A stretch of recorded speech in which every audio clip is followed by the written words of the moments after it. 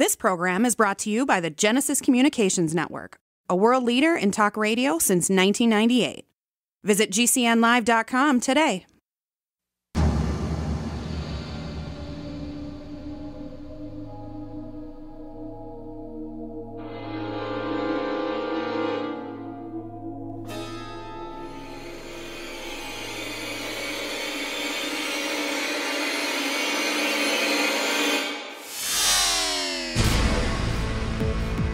You're in the Paracast, the gold standard of paranormal radio.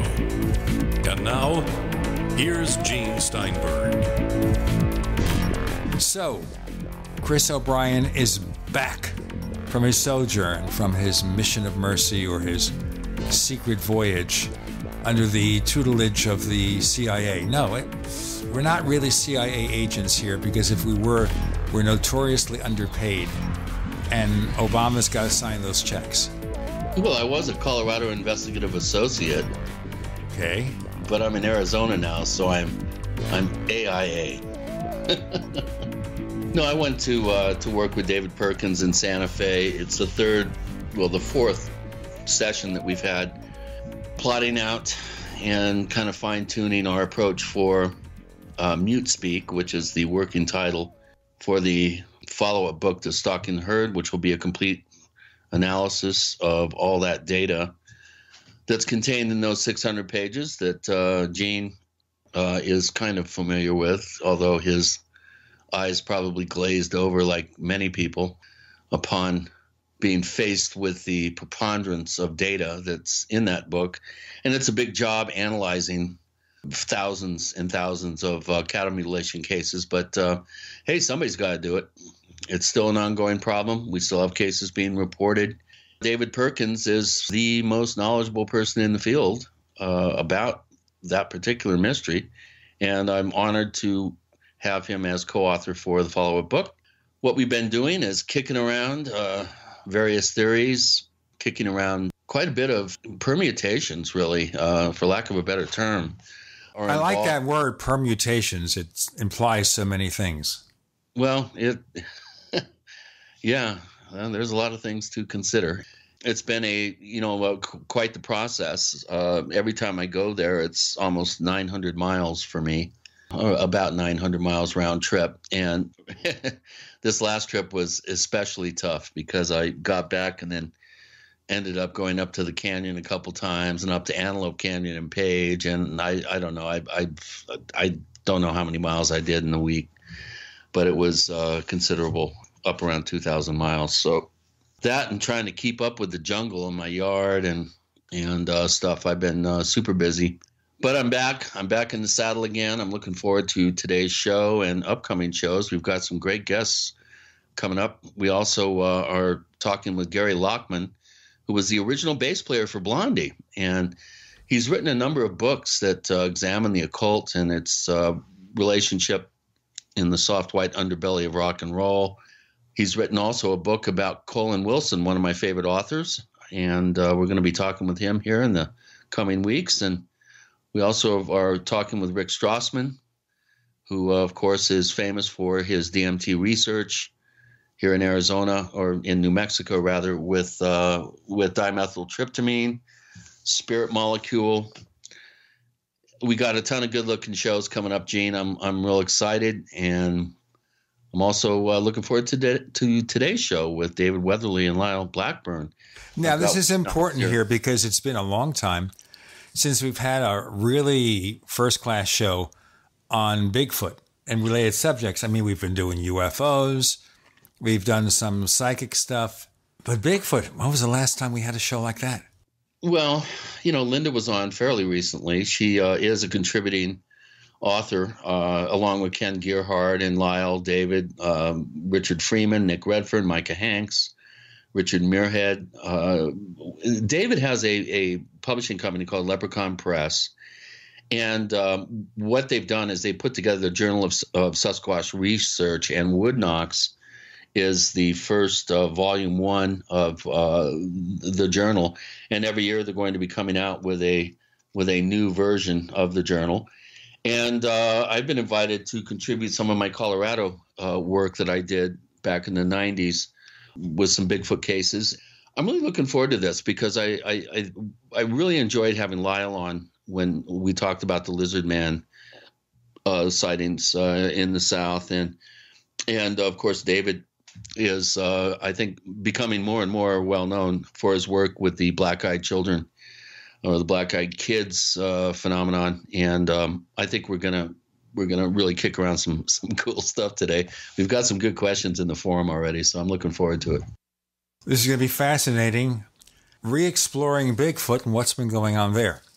In the meantime, just to let listeners know, if you want to see some of the early things I did, there is a magazine that's recently been posted in digital form online called Beyond Reality.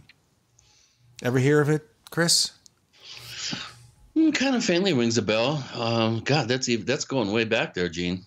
We're talking way back. We're talking 70s. Yeah. And expired in about 1980. Yeah. And the magazine was edited by a former art director named Harry Belil, whose claim to fame before he got into psychic magazines and UFO magazines, he worked with a guy named Joe Weider. Remember Joe Weider? He was an exercise guru who worked with people like Arnold Schwarzenegger and people like that. Wasn't he the one that kicked sand in the face of the little guy in the comic books? I don't know, but he goes back a long, long time. And he had these magazines. And, low-end magazines weren't called magazines, and they were called books. And the scheme a small publisher would take advantage of is that when you had standard newsstand distribution, and these distributors are long gone except for maybe one or two, they give the publisher an advance against sales. And the way it worked is if sales exceeded that advance, you get more money, like a book. If sales do not exceed that advance, over time they will simply give you a lower advance and make their money. They make it out whatever happens. And also, they had a way to cheat you because in order to determine sales of a magazine, in the old days, they just send the covers back or the full magazine. Later on, you'd send an affidavit. So a local bookstore or Barnes & Noble or something would send an affidavit saying, we sold this many copies. Didn't have to return anything. We sold, of the 10,000 you sent us, we sold 5,000. So, of course, they'd report sales of 5,000 copies. It was a great way to get ripped off. Anyway, Harry was really a character. He put out these books, a UFO update book, I think it was called, and Beyond Reality. Now, for about a year, and I didn't get much of a credit for this, but these books or magazines are available in digital form now. Look for Beyond Reality in Google or Bing or whatever your search engine is. I typeset the magazine from cover to cover, did all the typesetting for them on equipment that we had in those days, and I edited the magazines cover to cover, and I even wrote the editorial from Harry because he wasn't such a good writer. He was an art director. But he, I guess it's an ego problem, he wouldn't give me the managing editor position that he said I had. He kept calling me contributing editor or something. I think there was an ego thing there. But if you want to see some of the early stuff I did, look for that probably from mid-75 through early 1976. That's the stuff I did for them. Beyond Reality. Ancient history. Yeah. But there's nothing like good old research and familiarizing yourself with the history of these subjects. There is quite a body of work out there for people who are just getting involved in investigating and researching the many subjects we cover here. And I think it's important for people to be up to speed. And there are quite a number of these publications that Isaac Coy is digitizing and putting online. Of course, he's a poster here at the Paracast, and every time he announces a new, slew of issues of particular publications that are now being digitized and made available, I think it opens up the possibilities for people to get themselves up to speed. So it's all being done for free, folks. So, take advantage of it before it gets a price tag. We've got David Weatherly Lyle Blackburn. Coming up next with Gene and Chris, you're in The Paracast.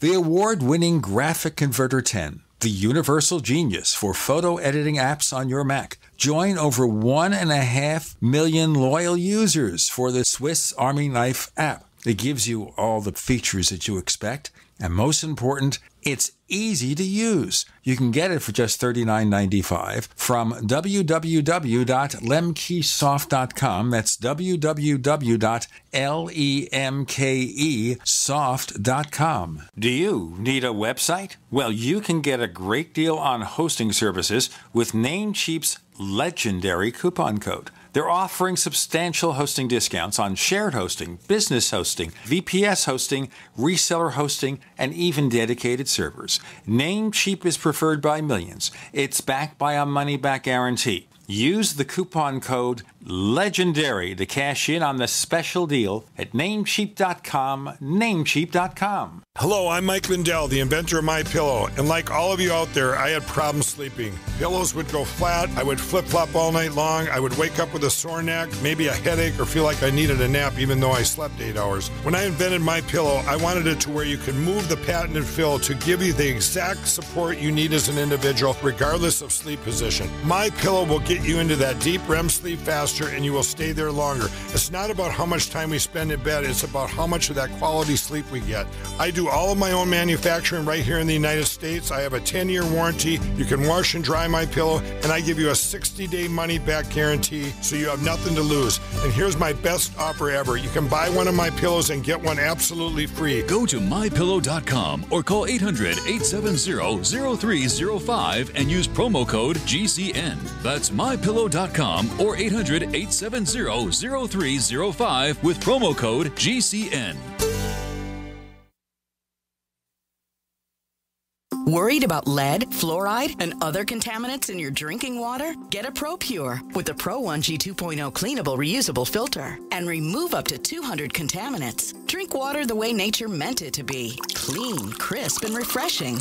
See the complete line of ProPure products, including the new ProMax shower filter. There's a ProPure for you. Visit your authorized ProPure dealer for details or ProPureUSA.com. That's ProPureUSA.com. Are you tired of commuting to a job that makes someone else rich, working harder than ever, but getting nowhere? Do you hate spending hundreds of dollars every week on daycare, having someone else raise your children? With our opportunities, you can start earning money as soon as next week. You get to be the boss, work from home, and live a happier life. At Be the Boss Network, you'll find hundreds of work-from-home opportunities that you can literally start today and be earning money as soon as next week. Go to freedom106.com and start earning money as soon as next week. You get to be the boss. Get out of the rat race. Work from home. Go to freedom106.com right now and change your life today. That's freedom, the number 106.com. Go to freedom106.com and start earning money as soon as next week. You be the boss. Go to freedom106.com. You've been hearing Dr. Wallach talking about 90 essential nutrients, keeping the body healthy. GCNteam.com now has Beyond Tangy Tangerine tablets, 60 plant-derived minerals, 16 vitamins, 12 amino acids, packed in a powerful tablet. But that's not it. 160,000 auric points, a knockout punch to free radicals. Call 877-878-4203 or go to GCNteam.com. That's 877-878-4203. We'd like to hear from you. If you have a comment or question about the Paracast, send it to news@theparacast.com. That's news@theparacast.com. And don't forget to visit our famous Paracast community forums at forum.theparacast.com. So let me remind you before we join our guests already in progress. That doesn't sound right.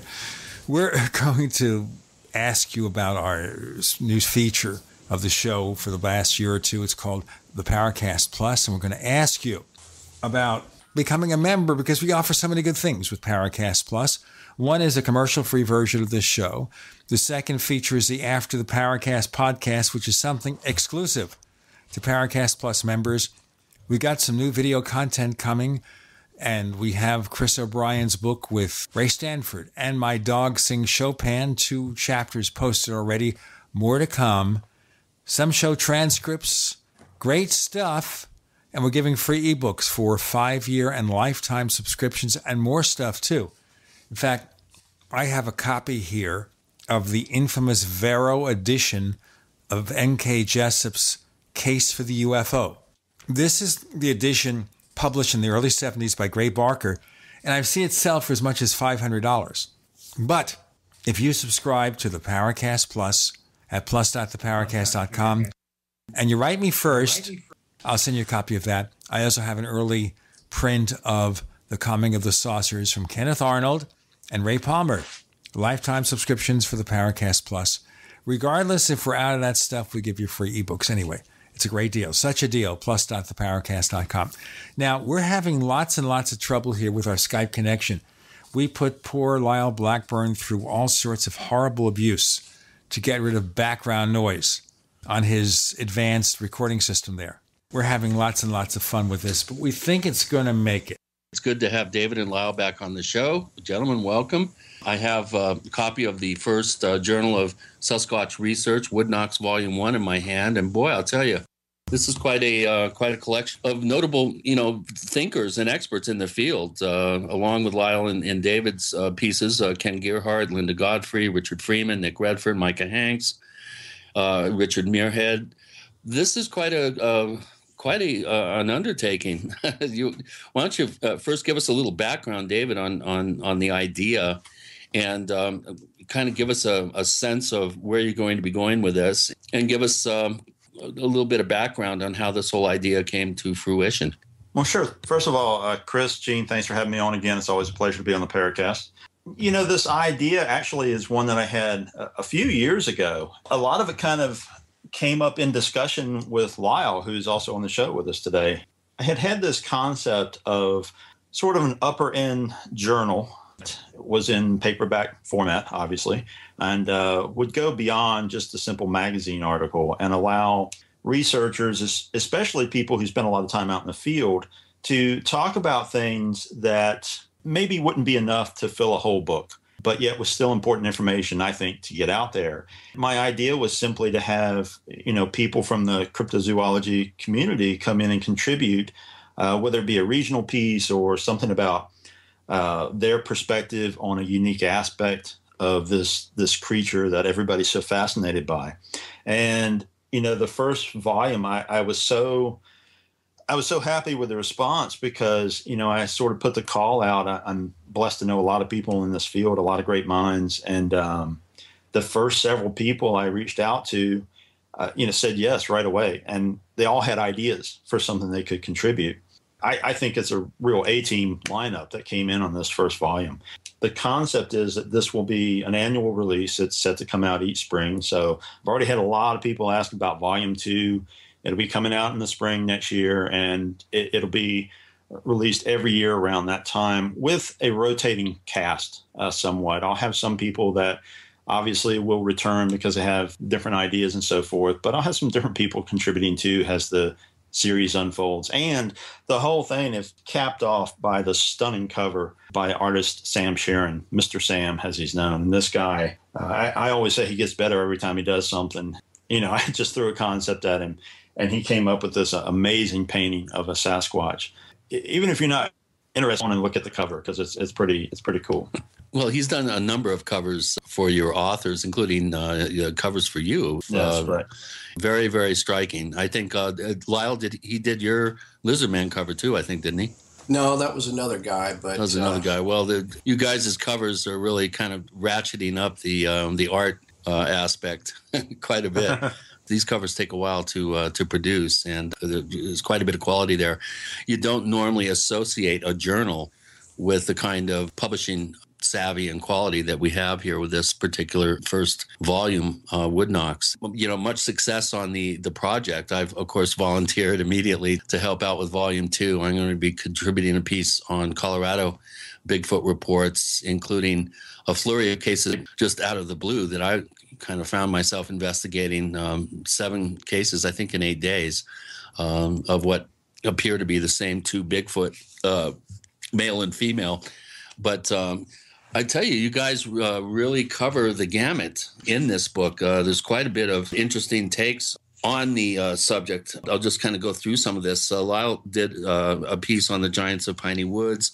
Linda did kettles, cows, and Sasquatch, Bigfoot in southern Wisconsin. David did Big Man on the Reservation, which covers reports on Native American reports, if I'm not mistaken. Correct me if I'm wrong. The one that I haven't gotten into yet, but I want to, because I'm going to Southeast Asia here this fall. Hong Kong is a focal point for Bigfoot. That's an area of the world that we don't hear much about when it comes to hairy hominids. Ken Gerhardt kind of goes back to the drawing board and asks the rhetorical question, is Bigfoot a giant form of Homo erectus? Richard Freeman does a piece on the orang pendak. If I had to guess which would be the first one that we could actually really establish as a true undiscovered hominid, the orang pendak would get my vote. Micah does a very interesting piece on Sasquatch kidnappings in North American folklore. Of course, I'm sure the Osman case, many people in our listening audience are familiar with. Nick Redfern does The Sound of Sasquatch, which is a kind of an interesting piece from him. Of course, Nick is more of a Fortean when it comes to kind of the theories of what we're going to be talking about today. Let's kind of start at the beginning here. Do you think we're dealing with something that is an actual physical creature with a breeding population? It needs X amount of territory for food? Or do you think we're dealing with something that's more supernatural, paranormal, that has some sort of possible dimensional capabilities? Where do you guys come down on this? Wow, you can run with that one first. Okay. I kind of stick with the biological aspect of it, that it is some sort of undiscovered primate. I just kind of start at the ground floor with that. I mean, obviously it's open to a vast amount of theories. I mean, really without a body in front of us or some other better clue as to what it truly is, then it is all conjecture at this point. But for me, I kind of stick with my original view that we're looking for some sort of a anomalous ape-like creature that, albeit seems implausible, but not impossible, and it has obviously very small population and is an expert at evading discovery thus far. Yeah, the winner of the world's finest hide-and-seek player, I think, hands down, would be Bigfoot. Let's break here, guys, and then we'll get back to it. Okay. We got David Weatherly, Lyle Blackburn, Gene, and Chris. You're in The Paracast.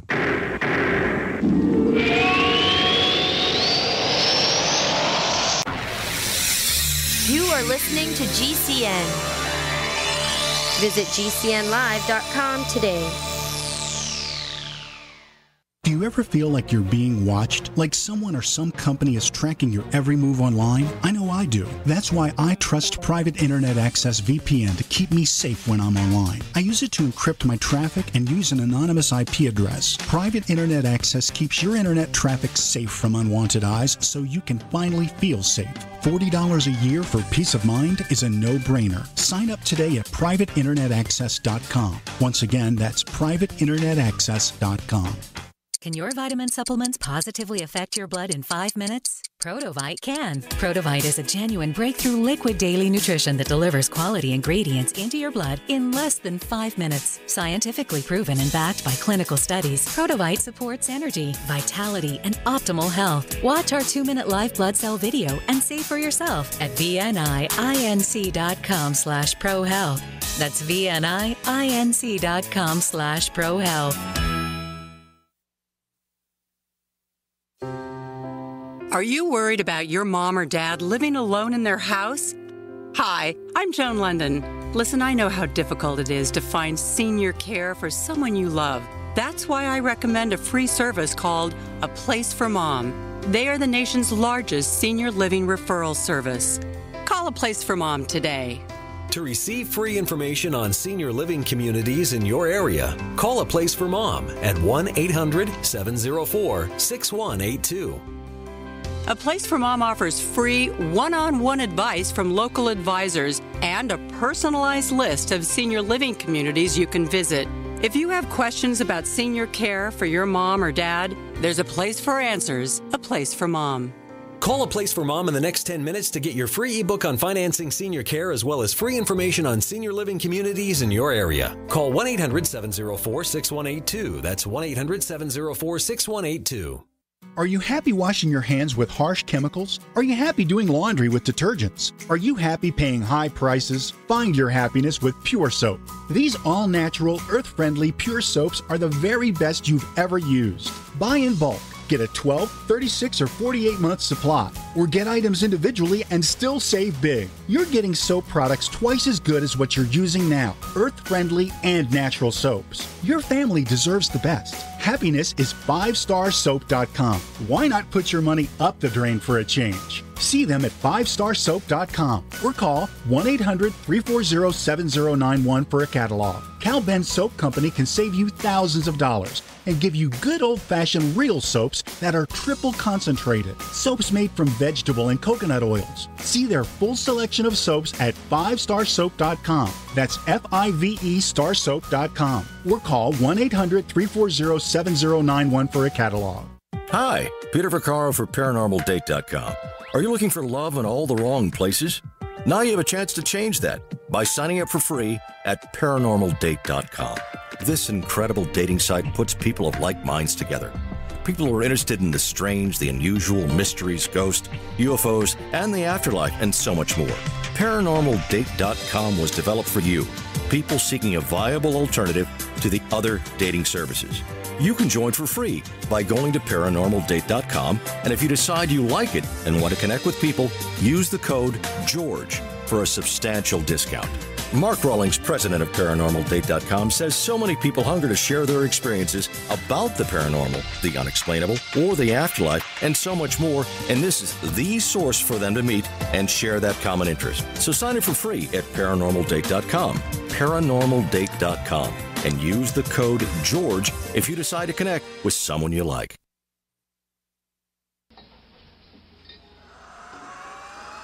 Hi, this is Joshua P. Warren, author of The Poor Man's Paranormal, and you're listening to the Paracast, the gold standard of paranormal radio.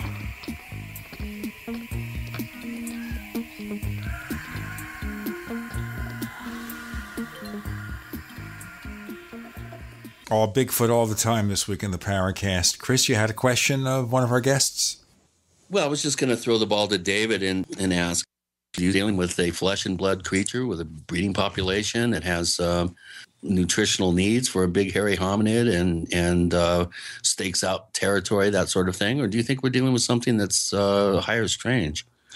You know, Chris, I'm a little bit more middle of the road with this. And what I mean by that is that I do think we're dealing with a tangible physical creature, but I think it has some paranormal aspects to it. And, you know, before people get all excited about that word being thrown around, I'd like to say that, you know, the word paranormal means something beyond the normal. There may be qualities to this creature that we just simply don't understand at this point. An example is there are so many cases where people observe one of these creatures and it's suddenly just gone. And, you know, we have a lot of theories, particularly in the last couple of years, have been thrown around about portals and all these different things. But, you know, there's another perspective. We may be looking at some type of sophisticated camouflaging reaction that we're just not familiar with at this point. I mean, imagine the first person that ever saw a chameleon and how they must have felt when they realized, oh, here's this little creature that is, you know, suddenly faded into the bark of a tree or something, but yet it's still there. So I'm open to a lot of more supernatural qualities to this thing. And, you know, I can't deny, coming from a background having studied a lot of shamanic traditions, I can't deny that Native Americans all over the country talk about, you know, more unusual qualities to these creatures and the idea that they've always been here amongst us, but, you know, they sort of live in their own world in some way. So the jury's still out. Don't have a body, like Lyle said. But there are just so many curious things about the encounters with this thing that I think there are definitely some unexplained qualities there. I would have to agree with both of you that we are dealing with a flesh and blood creature. But just to give you an example of a case that my brother actually was involved with, they were riding horseback on a logging road just below Stevens Pass in Washington State, outside of the town of Startup. You know, the typical first reaction, horses start freaking out. They smell this horrible smell.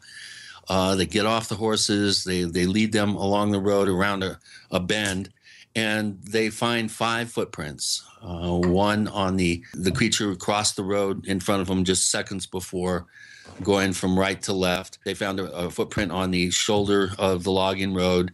I think 2 prints, if I remember correctly, in the road. A print on the left side of the road, and then a kind of a scooped print going up an embankment, a cracked branch, and the print on the left side of the road still had the grass coming up, was still springing up from the weight of the creature pressing the grass down. The grass then was still rising up in the print as they investigated the site. No tracks coming to the road, and at the top of the cut where the creature's foot swooped in the clay, broke a pine branch, lifting itself up to the top of the cut. There are no tracks leading away. Now that to me is indication that we have a creature that decided just to make an appearance. They really and about some kids that had some outdoor skills, tracking experience, that sort of thing, and they were unable to find any evidence of the creature approaching or leaving the logging road cut. And how can we explain that?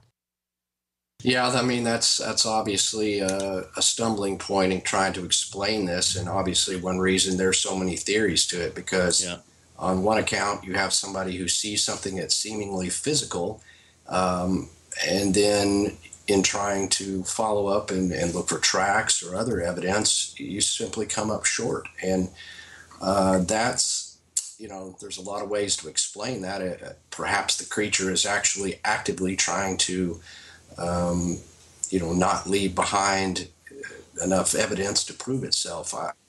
It would conceivably have to have some sort of level of intelligence above your average animal to, have an agenda like that. But, in the woods, there's, I've seen, animals moving, and, you go to where that happened, and there's not always footprints. There's leaf litter. There's the particular places where they could have stepped. It's not as easy. On rocks and pieces of fallen wood, that sort of thing. Sure. I mean, it's not as easy as people think. I mean, I see a lot of hog tracks, but you're talking about, dozens of hogs together with 4 legs tromping around, digging things. That's what they do. You see a lot of tracks. But if I go into an area, I've been in many areas where I know for a fact there's bears. I've actually visibly seen bears, and I didn't come up on footprints of those bears. Very rarely that's ever happened. So if you get an animal who's agile and moves the right ways, then it's very difficult to find evidence thereof. And, of course, some of these get to be an exceptional case where you see it walked, possibly on a dirt road or in mud, and then there's no tracks. Those are the hardest things to explain. But on the average, I think that, people underestimate how hard it is to find evidence of tracks and things of a solitary creature, in the woods. I've got a great example of one of those unusual cases, though, and I don't know if I've told Lyle about this one or not, but Chris, you're familiar with the Navajo Rangers, John Dover and Stanley Milford, and they do extensive amount of work on the Navajo reservation to all kinds of weird cases. But they were telling me, and actually showed me photographs of a case they had where they followed a trackway. Now, this was on a ridge in the snow, and these tracks just stopped. There was nothing there. There were no rocks for this creature to have jumped on, no trees for it to climb into. And, these are the kind of things you've got people who are trained with observing these kind of things, with tracking and with all these various skills. And, they followed this trackway, and they have no explanation at all as to how this creature could have, departed from that area. And obviously they did a search of the surrounding area to see if the creature had, leapt off of this trackway somehow or something. And there was just nothing there. And, these are the kind of cases that are really confounding, I think, for a lot of people who want to take this extremely rigid traditional view that this is simply an unbird creature. I think that in this field, we are dealing with something unknown. The fact is this thing has evaded capture and solid evidence for many, many years at this point. And I think we have to be somewhat open-minded to there being stranger aspects to whatever this thing is. Let me throw out a question here, kind of a general question that people always are going to ask about Bigfoot. And that is, we've heard stories, well, they've got some DNA, and that didn't seem to turn out to be much of anything. And this is something we'll carry through to the next segment. But the biggest complaint about Bigfoot is if we've got these creatures, strange creatures in various parts of the world, why is there such a lack of physical evidence to prove something strange is going on? Because that gives certainly ammunition to the skeptics to say, hey, what's going on here? If something's going on, show us the corpus delicti or something. Show us a Bigfoot, live, dead, remnants, whatever. Bodily excretions, things like that. Why are we not seeing it? Maybe they're using waste bags like dogs you get for a dog. You don't want to mess up your lawn, so you get these waste bags. Scented like we have for teddy bear. Lyle Blackburn, David Weatherly, Chris O'Brien, Gene Steinberg, you're in the Paracast.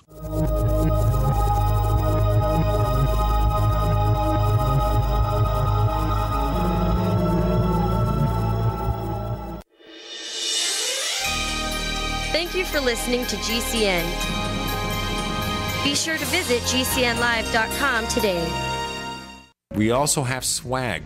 We have all these exclusive Paracast things that you can buy. We've got 60 or so different items, and entails t-shirts, sleeves for notebook computers, iPad cases, mouse pads, the Paracast jumbo tote bag, all sorts of t-shirts and jackets and stuff like that for men and women. We have a Paracast aluminum water bottle. All this stuff, you go to store.theparacast.com, store.theparacast.com. What makes it special is that the items are the best quality, great t-shirts, fabrics, and they have our official logo on them. That's what makes them special, in multiple sizes and colors. We even have stuff for children, stuff for women, stuff for men. We have all sorts of sizes, like small up to X large. A lot of good stuff. That's the swag from the Paracast. You go to store.theparacast.com, stop by, and take a shopping tour. Looking for that edge during those intimate moments? We see many ads for enhancement, but the side effects include death. At GCN Team, we should change the Healthy Body Brain and Heart Pack to the Healthy Libido Pack. The brain and heart are not the only organs that require a healthy vascular system. For proper blood flow at the right moment, go to GCNteam.com or call 877-878-4203. That's 877-878-4203. That's 877-878-4203. In these uncertain times, it makes sense to have a sustainable backup method to cook food and boil water. If your current plan includes using a fuel-burning stove or cooking over an open fire, then there's a much better way. The Minuteman Rocket Stove is a biomass-burning cooking stove that only requires small quantities of sticks and twigs for fuel. The Minuteman Stove is easy to use, smokeless, portable, powerful, and sustainable. For the finest in survival cooking stoves and fire starters made right here in the USA, go to MinutemanStove.com. That's MinutemanStove.com. Water is the single most important thing your body needs, so you want to be sure it's the best for you and your family. Since 2005, thousands have depended on Berkey purified water. The Berkey Guy provides the lowest priced filtration systems in every size. For incredibly delicious water now and in an emergency, get to GoBerkey.com or call 877-886-3653. 877-886-3653. GoBerkey.com. Dr. Otto Warburg won the Nobel Prize for discovering how cells breathe. He also discovered how normal cells turn into tumor cells. He discovered the one prime cause of cancer was cellular oxygen deficiency. Dr. Joanna Budwig built upon the work of Dr. Warburg and discovered how to feed the cells to overcome this oxygen deficiency. She found that it was the sulfur in the cottage cheese that would mix with fresh pressed flax oil, that the flax oil would become emulsified and more readily absorbed. Flax oil delivered in this manner was able to restore oxygen transfer to all cells of the body. Now there's a new method of pressing seed oils that produces the highest quality, zero oxidation, undamaged seed oils. The results on these seed oils alone are amazing. Now add our Life Force Enhanced One World Whey Protein Powder that is much higher in the sulfur amino acids than cottage cheese is, and you have a winning combination to confer health and energy like never before. Call 888-988-3325 or visit sacredseedoils.com. That's sacredseedoils.com. Has neck, back, or shoulder pain got you down? Go to sunshine-pillows.com and get soothing comfort, support, and pain relief fast. Their microwavable heat therapy pillows and wraps treat neck and shoulder pain, reduce stress, and relax the soul. An ergonomic pillow from Sunshine Pillows supports your head and neck on long trips or when simply resting at home. Be good to yourself. Visit sunshine-pillows.com. sunshine-pillows.com.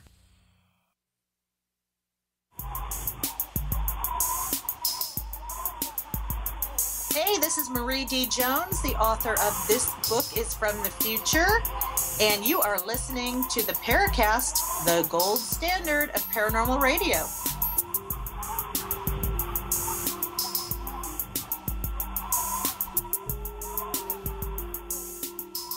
You see, when you see Bigfoot, he'll talk just like that, the previous segment. That's it. So, guys, whoever wants to take it, let's start with you, Lyle. Show me the evidence. Show me the money. Well, yeah, that is always the golden question, obviously. And I think it's because of several things. Number one, there is such a low population of these. I think there is obviously a lot of sightings, and it just seems to be more and more sightings. But honestly, in my investigations, I find that there are a small percentage of sightings that I believe are definitely, positively, this person saw some unknown creature. And then you have a lot of just the outlying sightings, which are very shadowy. And I think in some cases, there are a lot of assumptions that, oh, I saw a Bigfoot. So in truth, I think the sightings, there's not, these things are just running amok out there. There's just not many of them. Second on that is the fact that the no presence of a body, the places where they're reported are in places that are not conducive to upholding the remains very long, in forests and swamps and mountainous areas. These places are, the places where decomposing remains go pretty quickly. So you would have to come up on this thing. You would have to be lucky and find it just then. It's one of these things where you always throw out the example of how often have you come across a dead bear, and I certainly haven't. And I started hunting with my dad when I started walking, and so we've been in places, for example, in East Texas. There are some bears out there. They're very, very few, but they are known to live there. I've walked those woods for years and years. I've never come across a dead bear or even a part of some animal that I thought was a bear. I've come up on some deer and things like that, and cows, plenty of cows, but there's much more of those creatures, and they live much closer to, civilization and places where if they die, they're going to be found more easily. So I think, again, you just have to find ways to explain it, but it's not totally impossible that the creatures, bury their dead or protect them in some way, so that it just becomes the proverbial needle in the haystack to the nth degree to come across a body. And it's not to say that somebody hasn't. They might have thought it was a bear. Some old timer, saw it. What is he going to do? He didn't run to the newspaper. So it's not out of the question that somebody has. And of course, with the DNA problem is we don't really have a specimen of comparison to compare it to. So, and often, most times, this undertaking to prove Bigfoot has been taken by amateur sleuths out in the woods, and most of the time they handle the evidence. You get contamination, comes back as human DNA or something.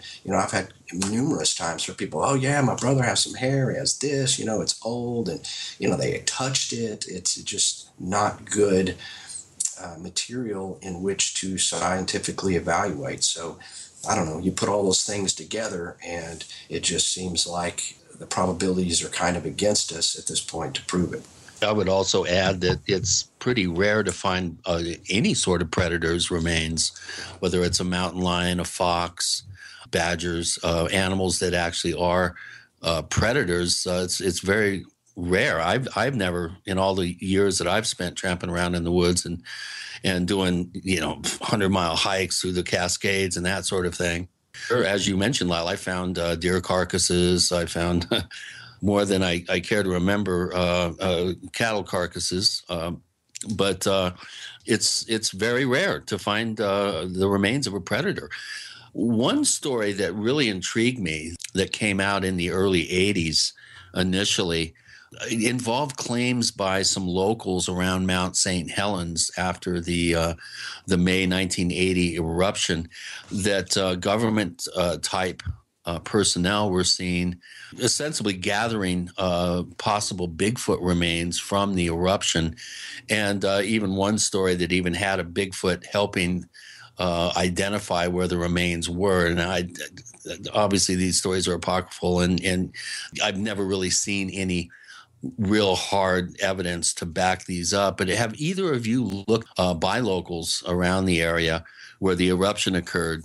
Of course, Mount St. Helens is very well known for Ape Canyon and the supposed encounter that miners had with Bigfoot, that one of the miners had shot and the Bigfoot attacked their cabin. It's one of the more famous stories in the annals of Bigfoot research. I think this happened back in the 1920s. But Ape Canyon was completely covered by fallen timber and was swept by the pyroclastic cloud that went through there. And having grown up in Washington State, I know that that was a supposed hotbed of Bigfoot activity, and there was possibly a population there. Have either of you done any digging into the claims that have surfaced from time to time about recovering Bigfoot bodies, the government recovering bodies there in that area? Well, I mean, obviously, I've heard those stories, and it kind of makes sense if there's an eruption like that all wildlife would suffer, and that would be a prime time to find something. And not out of the question that the government may have come across something. And it seems like any time we have one of these Bigfoot body stories, it's often tied to some mysterious disappearance thereof. Government-like people, often even men in black, show up and it disappears. I had a case where I was called by a gentleman who, back in the 1970s, his dogs had drug up this huge part of a leg out of the Trinity River bottoms here in Texas. And this was an old horse rancher, and the reason he had tried to contact someone is because he saw Finding Bigfoot on Animal Planet, and it got him to thinking. But basically what happened was, back in the 1970s, his dog had drug up this leg severed from the knee down. It had the foot, it had the shin bone and everything, and it was somewhat hairy, and it had a man-like foot. It was a huge leg. And the guy, back then, just not really even thinking Bigfoot or anything, he just thought it was some weird, bizarre occurrence and called the police. And the police responded, looked at it, obviously couldn't make anything out of it, took it away and said they would call him with, the results, and he never heard anything back. It just disappeared. Now, there again, it just disappears, and we have no proof of it. But I'm telling you, this guy, I just don't see any reason he would make this story up. And he could describe the leg accurately. He said it wasn't a bear. He said it was human-like, but hairy and much too big to be a normal human. And, it's a leg coming out of a river bottom.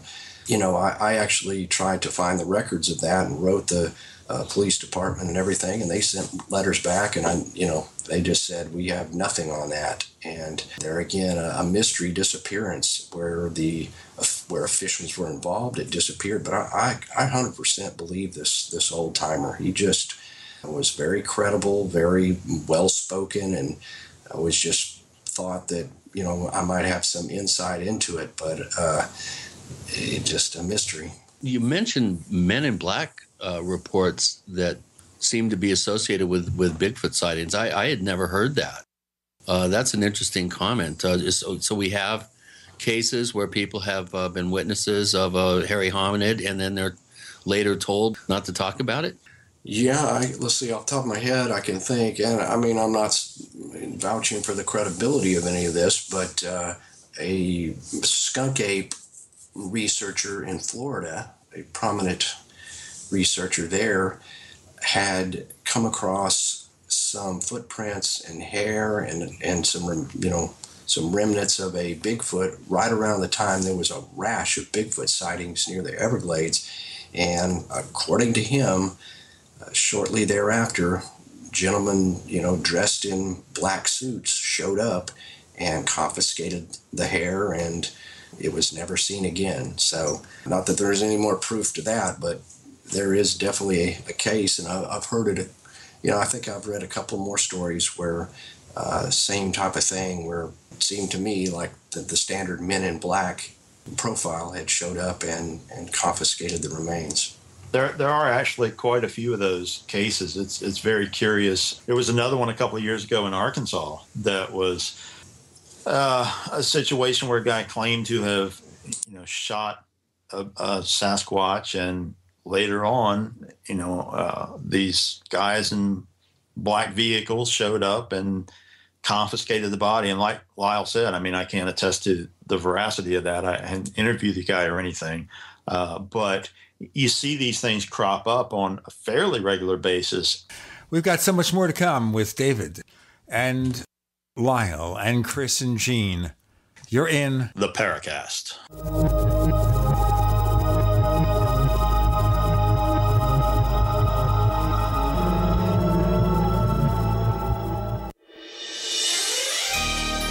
Thank you for listening to GCN.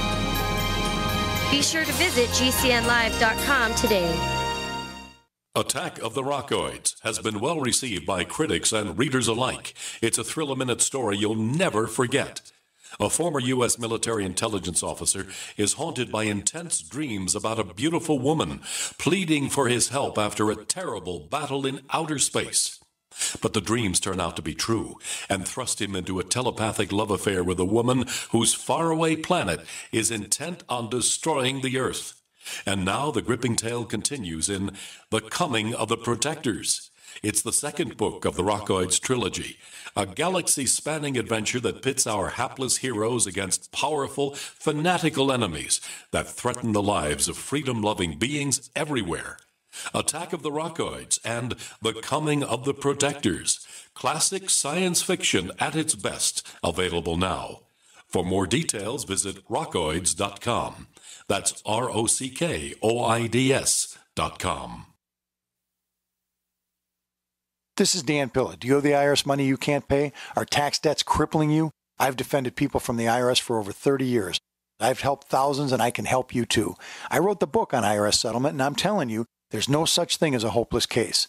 Call 800-34-NO-TAX to finally get free of IRS debt. With the IRS's new programs, there's never been a better time to solve your problem. Call 800-34-NO-TAX. That's 800-34-NO-TAX, or my website, danpilla.com.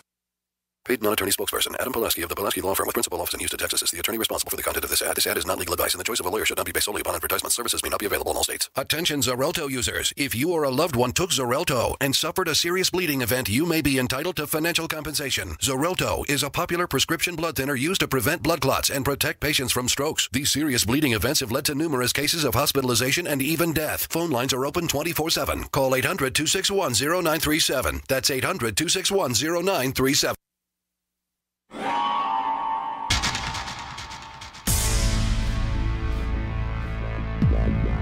Welcome back to the Paracast, the gold standard of paranormal radio. And now, here's Gene Steinberg.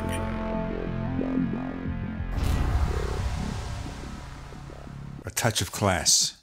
I interrupted an answer on the previous segment of the Paracast. Can we continue that?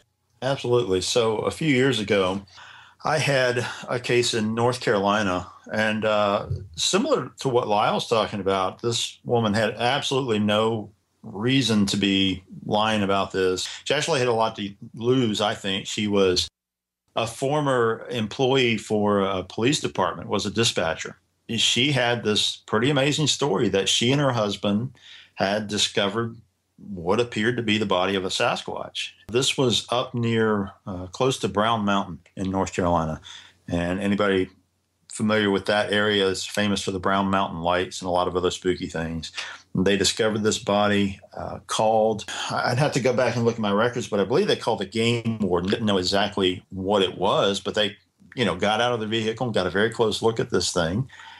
In very short order, they said that these 2 black vehicles showed up, along with a third vehicle that was a van with military personnel in it, who got out, loaded this carcass in, and left. And they were basically told, don't worry about what you saw here. It's being taken care of. These are not people who wanted any publicity. They didn't want a story out, really. They just wanted some answers as to what exactly had happened and why the government would be interested in hauling away, some kind of strange animal carcass. But again, we have this curious case with no explanation, and we have to wonder exactly what some faction of the government knows or why they're interested. That was a showstopper. Well, again, this kind of apocryphal tale. I mean, it doesn't matter what mysterious phenomenon you want to discuss. These types of reports, I guess, invariably rear their heads. Of course, Men in Black lore goes back 70 plus years in ufology. So do you guys think that there's some sort of government group that's interested in these creatures and has an active role and is participating in keeping them secret, or maybe gathering evidence or studying them? Or what do you guys think? I wouldn't be surprised if the government, hadn't evaluated what exists for evidence and hadn't looked into it at some point. But unfortunately, I find it hard to believe that they can put much effort into trying to chase down all the bodies and really why they would want to do it. I mean, obviously it would be somewhat ground shaking if we discovered something like this. And obviously there would be some economics involved because, if it was found in an area where timber companies were present, they wouldn't want something like that. But the government itself, it seems more relegated to science. I just don't know why they would need to cover this up. UFOs, I can see more of a interest in that. That's more of like homeland security to the max. If we've got invading extraterrestrials, but Bigfoots, they live in the woods, they're hard to find. What does it matter? So I don't want to discount what people have said, but I find it hard to believe that the government had to have a concerted effort to cover it up. I just don't see the reason. Yeah, I kind of agree with Lyle. First of all, obviously, we don't have enough evidence either way to, determine if the government is involved somehow. But I can't deny the number of cases that crop up and how curious it is that these things do turn up. Of course, we also have to consider there's no defined evidence that this is actually the government. This could be somebody from the private sector who's merely interested in. Chris, you and I are well aware that millionaires often have an interest in strange phenomena and will throw a lot of time and resources into it. I don't know. They're very curious cases, and these are the kind of things that a lot of researchers just discard, I think, and throw to the wayside. But I think we have to look at all of this holistically. We just don't have any answers on this creature yet, so we need to be open to various ideas. We can't throw any potential evidence out, I think, with the bathwater. No question. Kind of reminds me of one of the cattle mutilation cases that is in Stalking the Herd. A case was found on one of the Walton family's ranches in Arkansas. Of course, the Waltons are famous for being the multi-billionaires that own Walmart. And this was back in the 70s, and it's one of the few cases that I'm aware of where real obvious ritual occult sign, like an altar, was left behind one of these mutilated animals that was found on their ranch. And again, there was attendant ritual sign with the case, and the case was covered up. It didn't really make the news. It did come out, and researchers did find out about it, and it was a real case and a real report. That much was determined, but a concerted effort seemed to have been made to keep it as quiet as possible. David, you're up there in Utah right now. The Sherman Ranch case, the NIDS Fort Duchesne Ranch there on the Ute Indian Reservation is a classic example of someone with a lot of money that is able to keep a lid on publicity to a greater degree than not about activity that goes on there. So, with budgets come abilities and you're able to hire people that you can trust to keep these things covered up and quiet. So it wouldn't surprise me in the least either that some sort of group, whether private or otherwise, would be interested in obtaining evidence, monitoring, some sort of monitoring program to find out as quickly as possible when cases are occurring and when claims are being made, especially of physical evidence. Kind of moving along here a little bit. We got a lot of ground to cover. I'm really getting annoyed at all these pictures that seem to be appearing now on the internet of simple shadows, that people going into a place of pareidolia and seeing all sorts of Bigfoot faces and outlines of bodies. And when, at least in my estimation, it's clearly a case of just reading wishful thinking into the play of light and shadow. Have you guys have any comments on the quality of our blob squatch, I think as people are starting to call these photographs, our blob squatch cases? Oh, those things drive me nuts. I find that a lot of those come from this sort of subset of people interested in Sasquatch who are convinced that I'm trying to think of a way to put this kindly.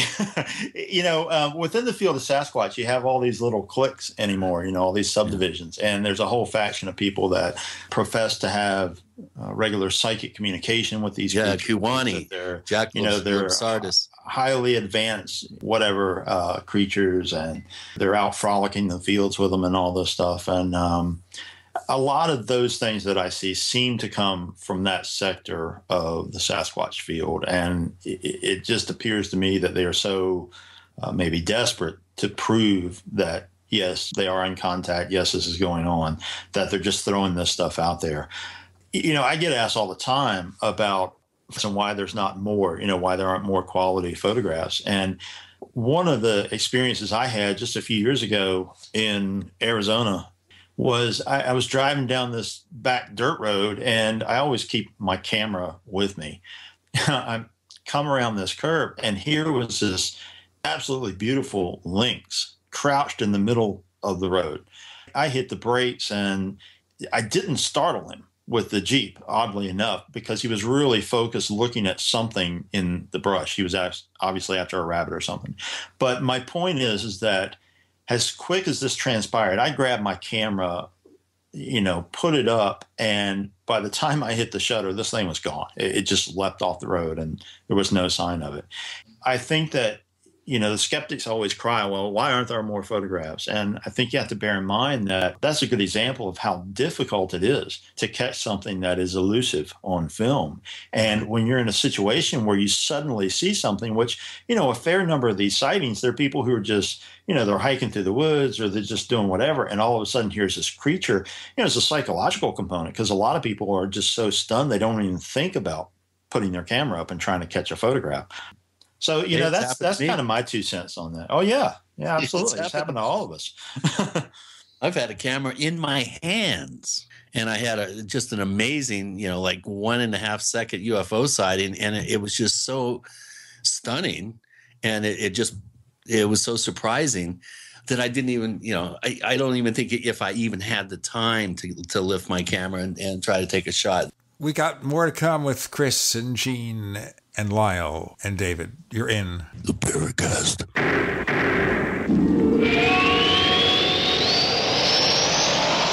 The award-winning Graphic Converter 10, the universal genius for photo editing apps on your Mac, Join over 1.5 million loyal users for the Swiss Army Knife app. It gives you all the features that you expect, and most important, it's easy to use. You can get it for just $39.95 from www.lemkesoft.com. That's www.lemkesoft.com. Do you need a website? Well, you can get a great deal on hosting services with Namecheap's legendary coupon code. They're offering substantial hosting discounts on shared hosting, business hosting, VPS hosting, reseller hosting, and even dedicated servers. Namecheap is preferred by millions. It's backed by a money-back guarantee. Use the coupon code LEGENDARY to cash in on the special deal at Namecheap.com, Namecheap.com.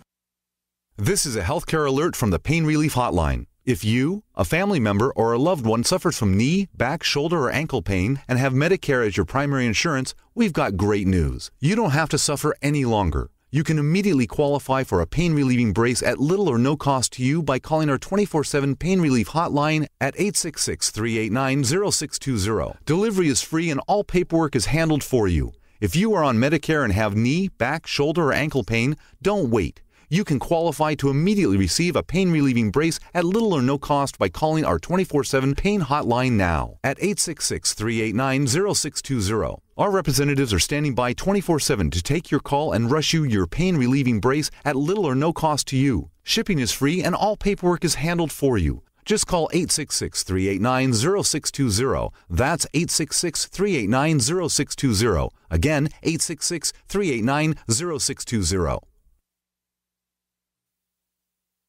Paid non-attorney spokesperson Adam Pulaski of the Pulaski Law Firm with principal office in Houston, Texas is the attorney responsible for the content of this ad. This ad is not legal advice, and the choice of a lawyer should not be based solely upon advertisement. Services may not be available in all states. Attention Xarelto users. If you or a loved one took Xarelto and suffered a serious bleeding event, you may be entitled to financial compensation. Xarelto is a popular prescription blood thinner used to prevent blood clots and protect patients from strokes. These serious bleeding events have led to numerous cases of hospitalization and even death. Phone lines are open 24/7. Call 800-261-0937. That's 800-261-0937. Dangerous blood clot device alert. If you or a loved one had an IVC filter placed to prevent blood clots from traveling to your heart or lungs and suffered an injury, you may be entitled to substantial financial compensation. The FDA warns that IVC filters may cause serious complications, such as heart or lung damage, internal bleeding, and even death. These dangerous blood clot devices can break, and the metal fragments can travel to your heart or lungs, causing serious injuries. If you or a loved one suffered organ damage or other injuries from an IVC filter, you may be entitled to substantial financial compensation. Act now. Time is limited to file a claim. For a free consultation and free information, call Injury Help Desk at 800-478-1507. 800-478-1507. 800-478-1507. This is an advertisement. Paid non-attorney spokesperson. InjuryHelpDesk.com is responsible for this advertisement. Principal office, Las Vegas, Nevada. This is an alert. If your business or church is building this year, you're about to pay more than you should. This could mean thousands of dollars more for your office, retail space, church, or warehouse. A General Steel building can save you as much as half the cost and time of similar conventional construction. And we're offering rebates of up to $20,000 to help you build today. Call General Steel for free information that could save you thousands. Call 866-91-STEEL. 866-91-STEEL. 866-91-STEEL. We'd like to hear from you. If you have a comment or question about the Paracast, send it to news@theparacast.com. That's news@theparacast.com. And don't forget to visit our famous Paracast community forums at forum.theparacast.com. When we stopped the previous section, Chris, you were about to say something relevant to everything we're doing here. Go ahead, please. Well, we were talking about the difficulty of getting a 1, 2, or 3 second, even a 5-second event captured on camera. Let me just say one thing before you go on, Chris. You reminded me of something. There's a feature added to iPhones in the past year where you get 3 to 5 second segments. It's called Live Picture when you take a snapshot. And there are enhanced cameras and 2 cameras in the new iPhone 7 Plus, believe it or not. Can you believe that? I think the technology, as it becomes more and more sophisticated and affordable, I think our chances are increasing of finally getting some good Bigfoot photographs, some good UFO photographs, possibly some footage of a shadow person or a ghost, stuff that would stand up to analysis. And I think it's inevitable, I think, that this will happen. Of course, I've been saying that for 25 years. But I think we will get to a point where, you could possibly have a pair of glasses on that's always filming, and all you have to do is decide what section you want to save before it, rewinds itself or deletes the file. With the amount of storage capability that we have now technologically, I think there will be a time when investigators will be filming at all times, and I look forward to that day and the wonderful quantum computers that are supposedly just down the pipeline that would have the storage space to store all this visual information. But it's going to happen. And we still have this psychological component that I mentioned that, when you're suddenly confronted with one of these experiences, the average person is not thinking about getting their phone up and getting a picture of it. And but if you had a pair of glasses that had a camera that was functioning at all times, sure. Absolutely. Then all you'd have to do is just turn and face whatever it is, and you'd be catching it. I think we are approaching. We will have that capability, and the San Luis Valley Camera Project is going to be an example of affordable technology that will be 24/7, 365 days a year. And if something flies by, there's a real good chance that we're going to be able to document that, not only optically, but with magnetometers and gravitometers and the other gear that we're planning on utilizing. So I do think at some point the technology will help us overwhelm the mystery. But in the meantime, we're having to wade through all these blob squatch pictures, deal with pig guts in an ice cooler, and the Dwyer P.T. Barnum sideshow of the supposed Bigfoot body, and these kinds of sensationalizers and attention seekers. Where do you guys come down on some of these hoaxes? In essence, where do you guys come down on these hoaxed events that generate a lot of attention and in some cases some money? Yeah, I mean, that's a huge problem. And I mean, I agree with everything you guys said about the cameras and the problem with these blob squatch things. I mean, I just don't even look at that stuff anymore. And, I've always said, hey, I'm not saying it's not a Sasquatch, but even if it is, it's a shadow. It does nothing to advance the quest to prove this. And obviously people who do these hoaxes make Bigfoot research look even more ridiculous. And for whatever reason, that always gets the huge publicity, because obviously the guys like Rick Dyer are more P.T. Barnum than they are Bigfoot researcher, and they know how to get the press and publicity. And this is, there's some substance to that, so the media latches onto it. And it was funny when he's come out with the body of Hank or whatever he was driving around the country with. It was posted on news sites. Those people didn't even check his background or look into the fact that he was the same guy that did the Georgia Bigfoot hoax with the freezer. I mean, right. News, especially with the internet, they just don't have any integrity or care about what they're posting. And that's a huge problem. And if the guy says he has a Bigfoot body and he obviously has something in a truck, that's news. And, I think unfortunately, the media just wants hits on their blog or readers of their news, and they don't care anything about Bigfoot. They've already made up their mind that it's bunk, and, that just makes it all look worse. So you almost have to, and I see all these researchers spinning their wheels about these guys. I just completely ignore it. I don't waste my energy on it. There's always gonna be somebody else popping up with a hoax, and unfortunately, I try not to spend my energy on that. I focus it on the good stuff and good answer. The nonsense. Yeah. But of course, a media meme is very difficult to deal with. I mean, it happens in politics, and we're not going to get into politics here. But once they seize on a story or an approach to a story, it's almost impossible to change it, even if it's wrong. Yeah. It doesn't matter if they don't listen. Well, yeah, and unfortunately, when I meet your, just the average person on the street, and what do you do? Well, I write books on mysterious monsters, or I start trying to explain what I do, and Bigfoot. Oh man, didn't somebody find one in somewhere, and that was in a freezer? It's like, that's no. I'm like, no, that's my steak. I bought it from Walmart yesterday. And it was pork, Gene. Well, my Jewish mother would object. Yes, it was.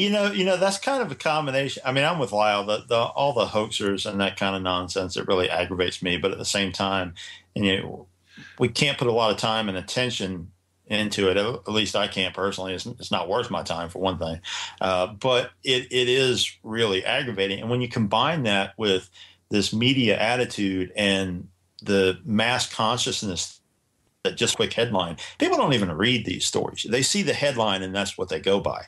And, right. Just like Lyle, I hear this kind of thing all the time. Oh yeah, somebody found one and kept it in their freezer. And I'm like, no, obviously you read this headline somewhere and that's what's stuck in your consciousness. And, it's gotten worse over the last, 10 years or so. And now, the younger generations, all they want is Instagram, just a quick photograph of something. They don't even have time to read a headline. So it's really frustrating for people like us who are, trying to do solid research and spending a lot of time in the field and getting details and information, because, I want people to read the information and then determine for themselves. We have a couple of things to offer you, the most important of which is the Paracast Plus at plus.theparacast.com. You get the commercial-free version of this show, the totally exclusive After the Paracast podcast, and we have special ebook offers and other good stuff for long-term, 5-year, or lifetime subscriptions. To get all the details you need, go to plus.theparacast.com. Once again, that's plus.theparacast.com. We have David Weatherly, Lyle Blackburn, Gene and Chris. You're in the Paracast.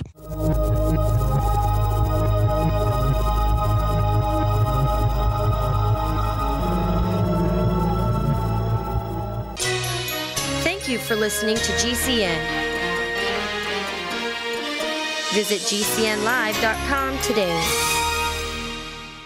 Introducing the fastest growing digital currency company in the world, OneLife. With over 2.1 million members, OneCoin is becoming the most powerful force in digital currency. It reached over $1 billion in revenue in its first year. No other company has accomplished such an impressive feat. Now you can achieve financial independence with the strength of OneLife. Find out how to build your financial dreams. 877-933-4747. 877-933-4747. Dedicated to helping you create financial abundance. Can your vitamin supplements positively affect your blood in 5 minutes? Protovite can. Protovite is a genuine breakthrough liquid daily nutrition that delivers quality ingredients into your blood in less than 5 minutes. Scientifically proven and backed by clinical studies, Protovite supports energy, vitality, and optimal health. Watch our 2-minute live blood cell video and see for yourself at vninc.com/prohealth. That's vninc.com/prohealth. Think you're fat? You might just be bloated. Find out by calling now for a free trial of New Biotics, the new breakthrough that flattens bloated bellies fast. For a free trial, call 1-800-990-1243. Strict limit of 1 per household. I used to be plagued by potbelly and constant bloating. After taking New Biotics, my belly flattened and continues to get flatter. My sense of bloating and discomfort is gone. If you've got a big belly, you might not be fat. You might just be bloated. New Biotics is scientifically formulated with natural ingredients to flatten bloated bellies fast by cleansing pounds of rotting food and toxic sludge from your body. It even combats periodic heartburn and acid reflux. If your belly flattening results are too dramatic, simply reduce use to every other day. Think you might be bloated? See how much flatter New Biotics makes your belly. But hurry, call now for details while we're still giving it away for free. 1-800-990-1243. That's 1-800-990-1243. 1-800-990-1243.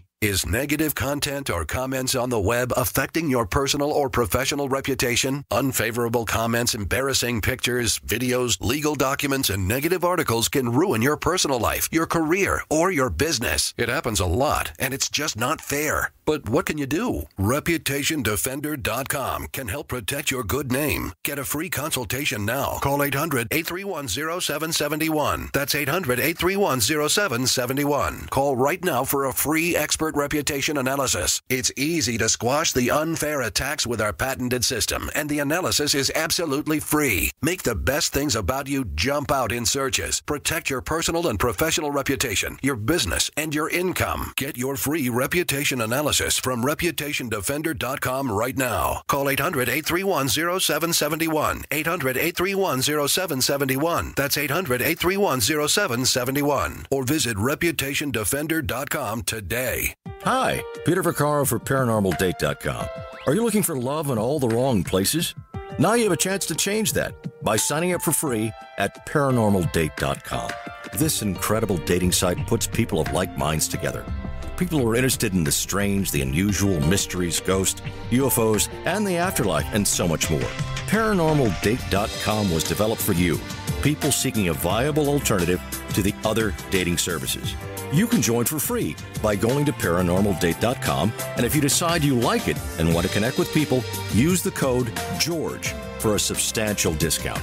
Mark Rawlings, president of ParanormalDate.com, says so many people hunger to share their experiences about the paranormal, the unexplainable, or the afterlife, and so much more, and this is the source for them to meet and share that common interest. So sign up for free at ParanormalDate.com, ParanormalDate.com, and use the code GEORGE if you decide to connect with someone you like.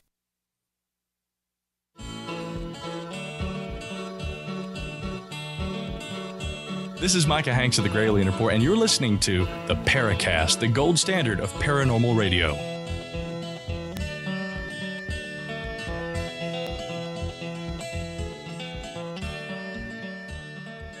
So then, people, I'm going to bring something up here, which is always a big bugaboo, talking about media coverage, and either you, David, or you, Lyle, can jump in.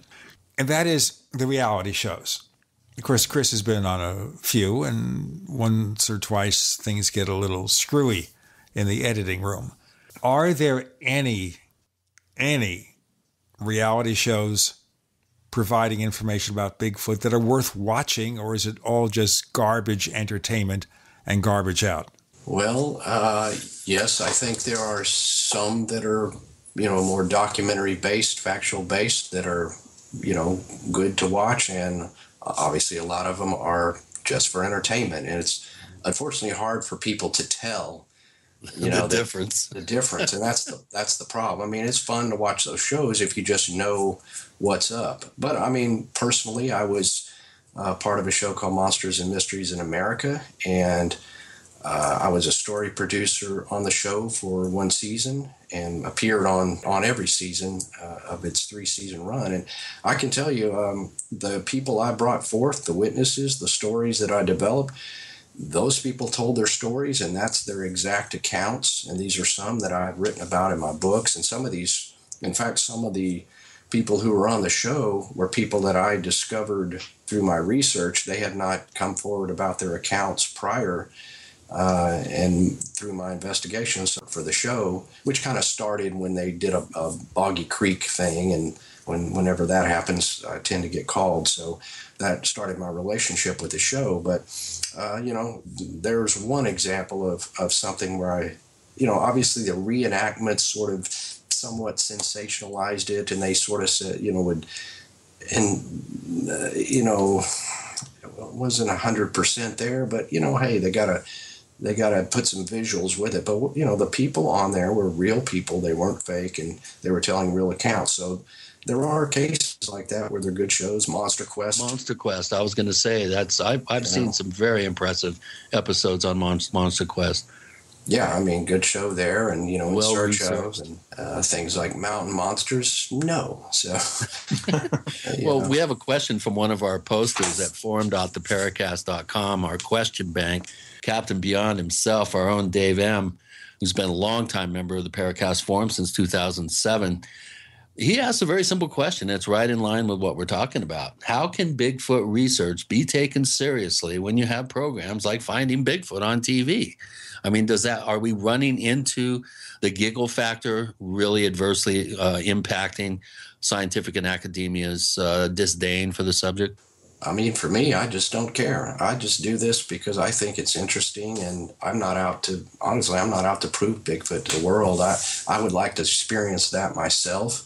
I'm interested in the subject. I do research, because I'm quite interested. If these shows are on there, so be it. I mean, it sucks because they misrepresent things. I mean, Finding Bigfoot, and I've been on that show, is a representation of what research is. It's obviously a television show and not accurate, but if you put the camera on most of these research missions, it would be boring and nothing would happen. They have to condense that into something and make it television. So there's a trade-off there. But I just can't be bothered with the perception of that, because Bigfoot, I think on the whole, is already a pop culture figure. It's already perceived.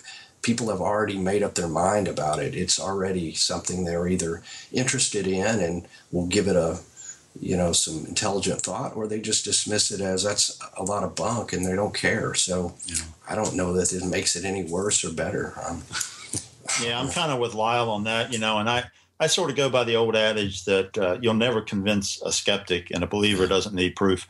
I'm not in this field to prove things to anybody. And my proof on the shows, you guys know, I kind of run the whole gamut. I do haunted locations and UFO cases and all this stuff. And, the shows, the paranormal and reality shows in general, it's a real two-edged sword, because on the one hand, it does create a certain giggle factor, as you call it, Chris. But, from my perspective, the flip side of that is that all things paranormal and cryptozoological and so forth have firmly become a part of pop culture now. And that, at the least, has created a different level of comfort when it comes to people relating their stories. When I started in this field, it was really tough to get people to open up and talk about their experiences. And it has gotten easier. I mean, there still are those cases where it's difficult, but it is seen as being a bit more acceptable at this point. If you saw a ghost or you saw a Sasquatch or a UFO or something, at least in the back of people's minds, well, there's all these shows and hundreds of other people have seen them, so it's okay to talk about it. So like anything else, we take the good with the bad, I think. Yeah, there's an upside and a downside. It also brings a lot of wackos out of the woodwork too. Yeah, I agree. It's a plus side that people are more willing to talk about it. So it has brought forth. I mean, there's been several, because I would get, obviously the guy that called about the leg and all that thing, that came because he saw Finding Bigfoot, and that came through Cliff Barrickman, and he sends it to me because it's here in Texas. So I see that as that guy would have never said anything, but he saw it on TV and goes, well, maybe it was a Bigfoot. I had no idea in the 70s, so let me call these folks and see if they can answer the question. So there's good to it. Yeah, let's, I want to talk, or the show's zipping by here. Lyle, why don't you give us a quick thumbnail sketch of the Giants of the Piney Woods, your contribution to Volume 1 of the Journal of Sasquatch Research, published by David's Leprechaun Press.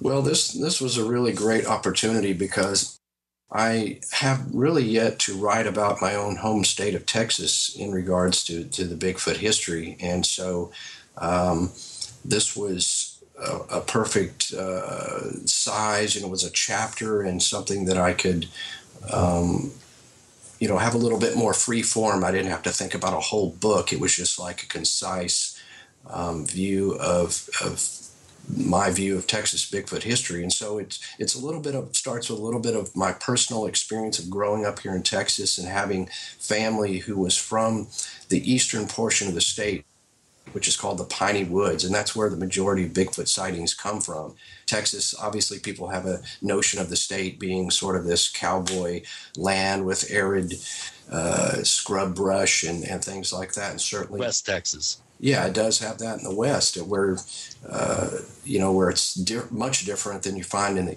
in the eastern portion, which is very heavily forested, pine thickets, very swampy even, and it goes against what most average person's view of Texas is. And so, even as a boy traveling through parts of Texas, I was really enamored with that East Texas forestry, and so. I kind of went through a process of coming to learn that there were Bigfoot sightings in my own state. I previously, as a kid, I thought this was in the Pacific Northwest. I'd seen the Patterson film. And as I became an adult and started researching, I found that there is quite an extensive history of sightings of man-apes in this area. So this, my article, Giants of the Piney Woods, was just my take on the history and the veracity of the sightings here in East Texas, and the possibility that a creature like this could actually be in Texas. And so that's really was what it was, and it was a great honor really to be included with such great authors. I mean, many of these are some I've looked up to for quite some time, and to be in a book with that level of writer brotherhood and sisterhood, it was just amazing. So we're definitely going to have a lot more to talk about in the remaining 5 segments of this week's episode. Exploring Bigfoot, giving you an update as to what's going on with research from the cutting-edge people involved directly, Lyle Blackburn, David Weatherly. You're on with Gene and with Chris. You're in the Paracast.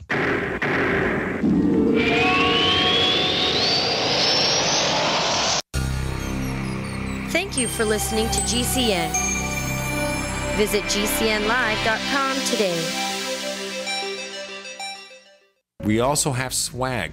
We have all these exclusive Paracast things that you can buy. We've got 60 or so different items, and entails t-shirts, sleeves for notebook computers, iPad cases, mouse pads, the Paracast Jumbo tote bag, all sorts of t-shirts and jackets and stuff like that for men and women. We have a Paracast aluminum water bottle. All this stuff, you go to store.theparacast.com, store.theparacast.com.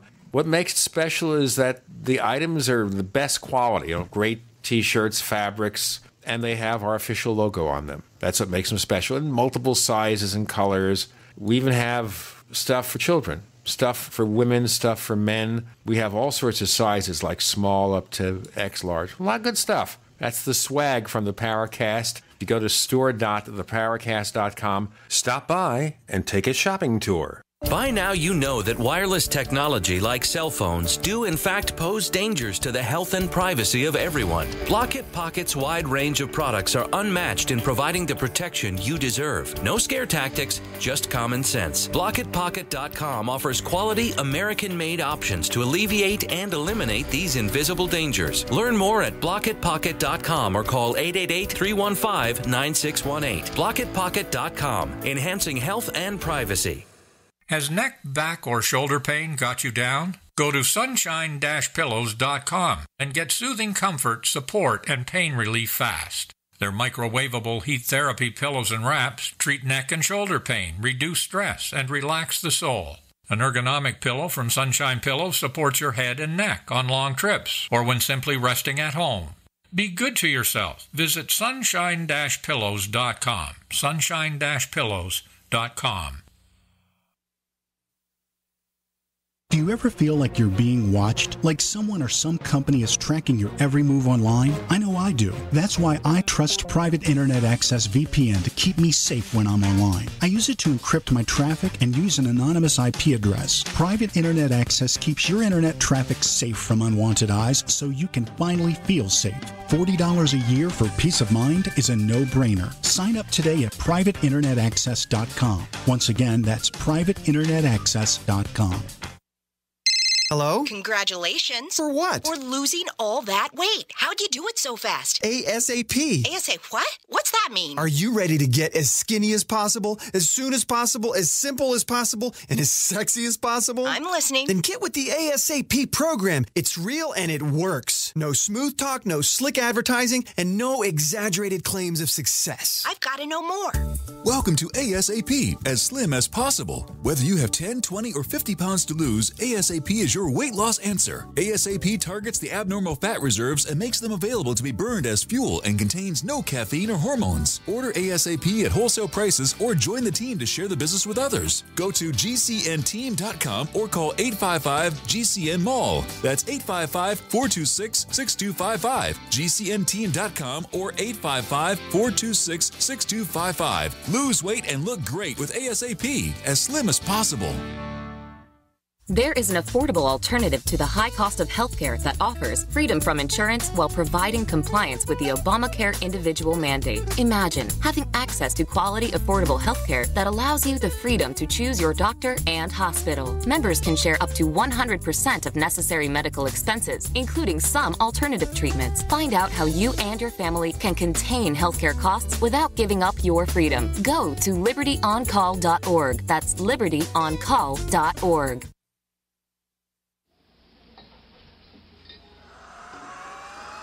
Hi, this is Joshua P. Warren, author of The Poor Man's Paranormal, and you're listening to the Paracast, the gold standard of paranormal radio.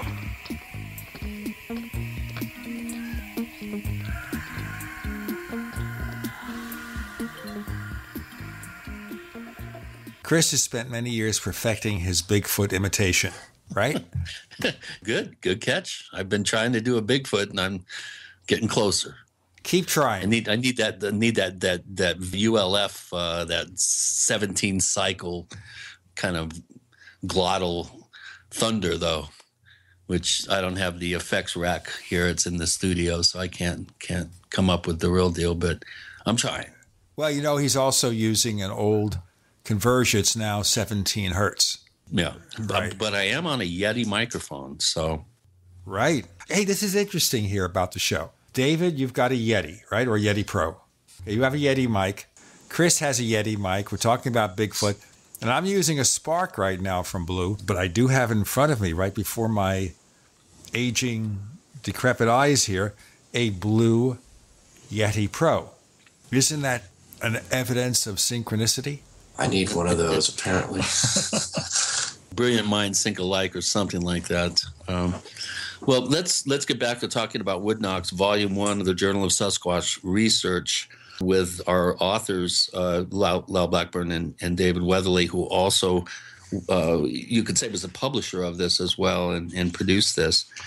David, one of the most intriguing sets of information and research about hairy hominids in North America, I think, is contained in Native American lore, something that's fascinated me since I was a kid.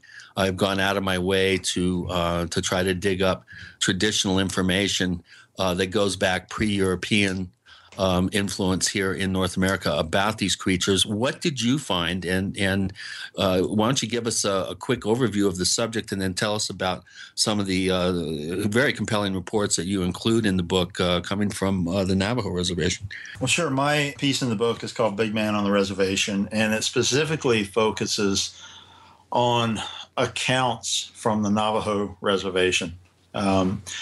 Similar to what Lyle was talking about, this is a region that, a lot of people who have never been there, they have a very defined idea of what the Navajo Reservation is like. If they know anything about it, they've probably seen a picture of shiprock, and they think it's all just, one big piece of flat land with rocks cropping up here. And that's really not the case. It's a massive territory to begin with. It's the largest Native American reservation in the country. It's just over 27,000 square miles. Territory spans into 3 states, Utah, Arizona, and New Mexico. And within that space, there's only about 300,000 people. So, we're talking about a very stark, what I think is a stunning landscape. And you can literally travel through a lot of the reservation and just not see anyone. As with anywhere else, the population is mostly concentrated around the cities that are on the reservation. It's pretty compelling. The Navajos, to a certain degree, are still a very closed culture, like a lot of Native American tribes are. But they have a long history of these, creatures that as part of their tribal lore. And, things are seen to different degrees depending on who you talk to. But, they're sort of spiritual beings. They're creatures who exist, rather coexist with the Navajos. But they're seen as something to basically leave alone. And I heard that so many times talking to different natives, yeah, we know about them, but we leave them alone. And there's this whole idea that I've actually found among a lot of tribes around the country, this old tradition that at some point there was conflict between the natives and these giants, and they all have their own tribal words to describe these creatures. It usually variously translates as a hairy giant or big man, things like this. And you hear some pretty intriguing stories when you travel around the country and talk to some of these natives. And this concept recurs again and again, that there was a period of conflict between the two species, and that at some point that stopped, or they came to peace or whatever, and now they sort of just try to leave each other alone. And man, you hear these stories on the Navajo reservation and on other reservations around the country where, people will report these creatures coming up and, stealing grain or snagging one of their sheep or chickens or something and going off. And the natives leave them alone because they think it's better to stay at peace with these creatures rather than coming into conflict with them again. One of the stunning things I have found, a lot of reports on the Navajo reservation talk about these creatures being between 10 and 12 feet tall. Yeah.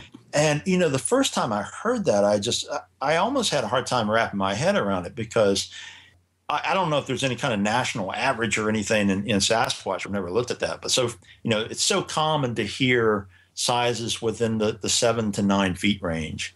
But, now sitting down talking to a family who all, swears that they saw this creature that was 12 feet tall. And again, these are people who had no reason to make up these stories or lie about it. They give a very honest, detailed account of what they saw and encountered. It's one of those things that, you really have to sit back and kind of try to wrap your head around. But again, being on the Navajo reservation and having spent time on it, to me, it's not inconceivable, because here's another area that is, sparsely populated. There's a lot of space and places where these things could essentially live and travel about and just be, not bothered by average people on a daily basis. Yeah. Yeah, it's interesting. You should mention the size, very large size, often reported from that part of the world. If you go just north and east of there up to the Hickory Apache Reservation, you find the same thing, that you routinely have reports from 9 to even 12 feet tall coming from the South Mountain Ute Reservation and the Hickory Reservation, which would be north and east of the Navajo Reservation. And then if you go down south of the reservation to the White Mountain Apache Reservation, in 2007, there was a flurry of sightings of a horny Bigfoot that was actually a peeping Tom. It would wait for couples to go to bed and wait for them to start having some fun, and it would sit outside and watch through the window. And after about the third or fourth report of this, a call was made. Fortunately, a squad car happened to be going by on that road and was there within seconds of the 911 call being called in, and the officers saw the creature. It was illuminated in the headlights. They got incredible, footprint, physical evidence.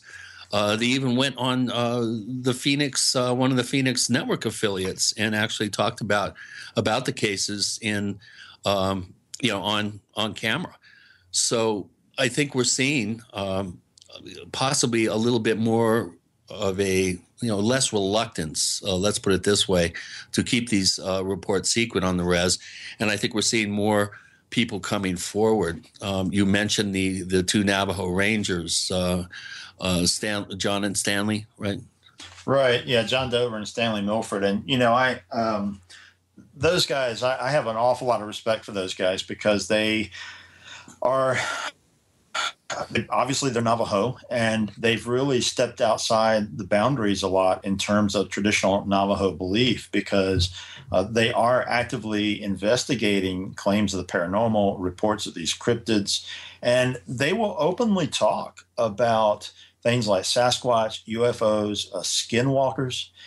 And, for anyone who knows even a little bit about the Navajo culture, that is sort of mind-boggling because, for instance, the term skinwalker, traditional Navajos won't even say the word because the belief is that just speaking that term will draw their attention. So, right. So, these guys are, they're really cutting edge, I think, and they're out there saying, no, we want to look at this phenomena and come to an understanding of what we're dealing with. So they really sort of walk between both worlds, their traditional beliefs and openness to approach these supernatural topics and get the information out there and examine the cases and the evidence. And that's pretty cool. Yeah, I agree. One of the things that I was always fascinated by as a kid is hearing stories from in the Pacific Northwest related to Native American traditions that almost have an echo of the King Kong meme, where the tribe presents every, I think, 4 years was in one case that comes to mind, one version of the story.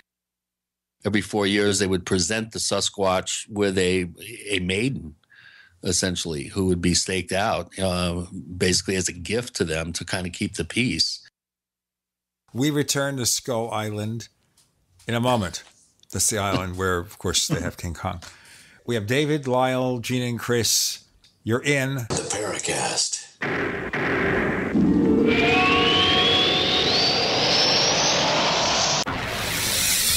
You are listening to GCN. Visit GCNlive.com today. Attack of the Rockoids has been well received by critics and readers alike. It's a thrill-a-minute story you'll never forget.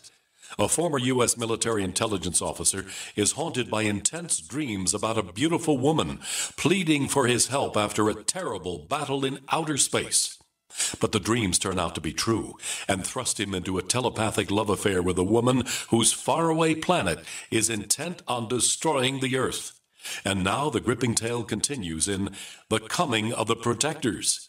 It's the second book of the Rockoids trilogy, a galaxy-spanning adventure that pits our hapless heroes against powerful, fanatical enemies that threaten the lives of freedom-loving beings everywhere. Attack of the Rockoids and The Coming of the Protectors, classic science fiction at its best, available now. For more details, visit rockoids.com. That's ROCKOIDS.com. This is Dan Pilla. Do you owe the IRS money you can't pay? Are tax debts crippling you? I've defended people from the IRS for over 30 years. I've helped thousands, and I can help you too. I wrote the book on IRS settlement, and I'm telling you, there's no such thing as a hopeless case. Call 800-34-NO-TAX to finally get free of IRS debt. With the IRS's new programs, there's never been a better time to solve your problem. Call 800-34-NO-TAX. That's 800-34-NO-TAX, or my website, danpilla.com. So you've got to take a state construction license exam or certification. Can't decide on what books or what chapters to study? Discover right now how you can eliminate unnecessary books and wasted study time. At contractorexam.com, our study materials zero in on state-required test topics in an effective, multiple-choice format. So whether you're a plumber, electrician, general contractor, or other construction-related trade, contractorexam.com will help get you prepared. Visit us at www.contractorexam.com today.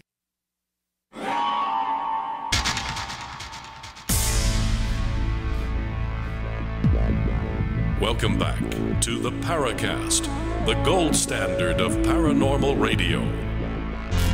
And now, here's Gene Steinberg.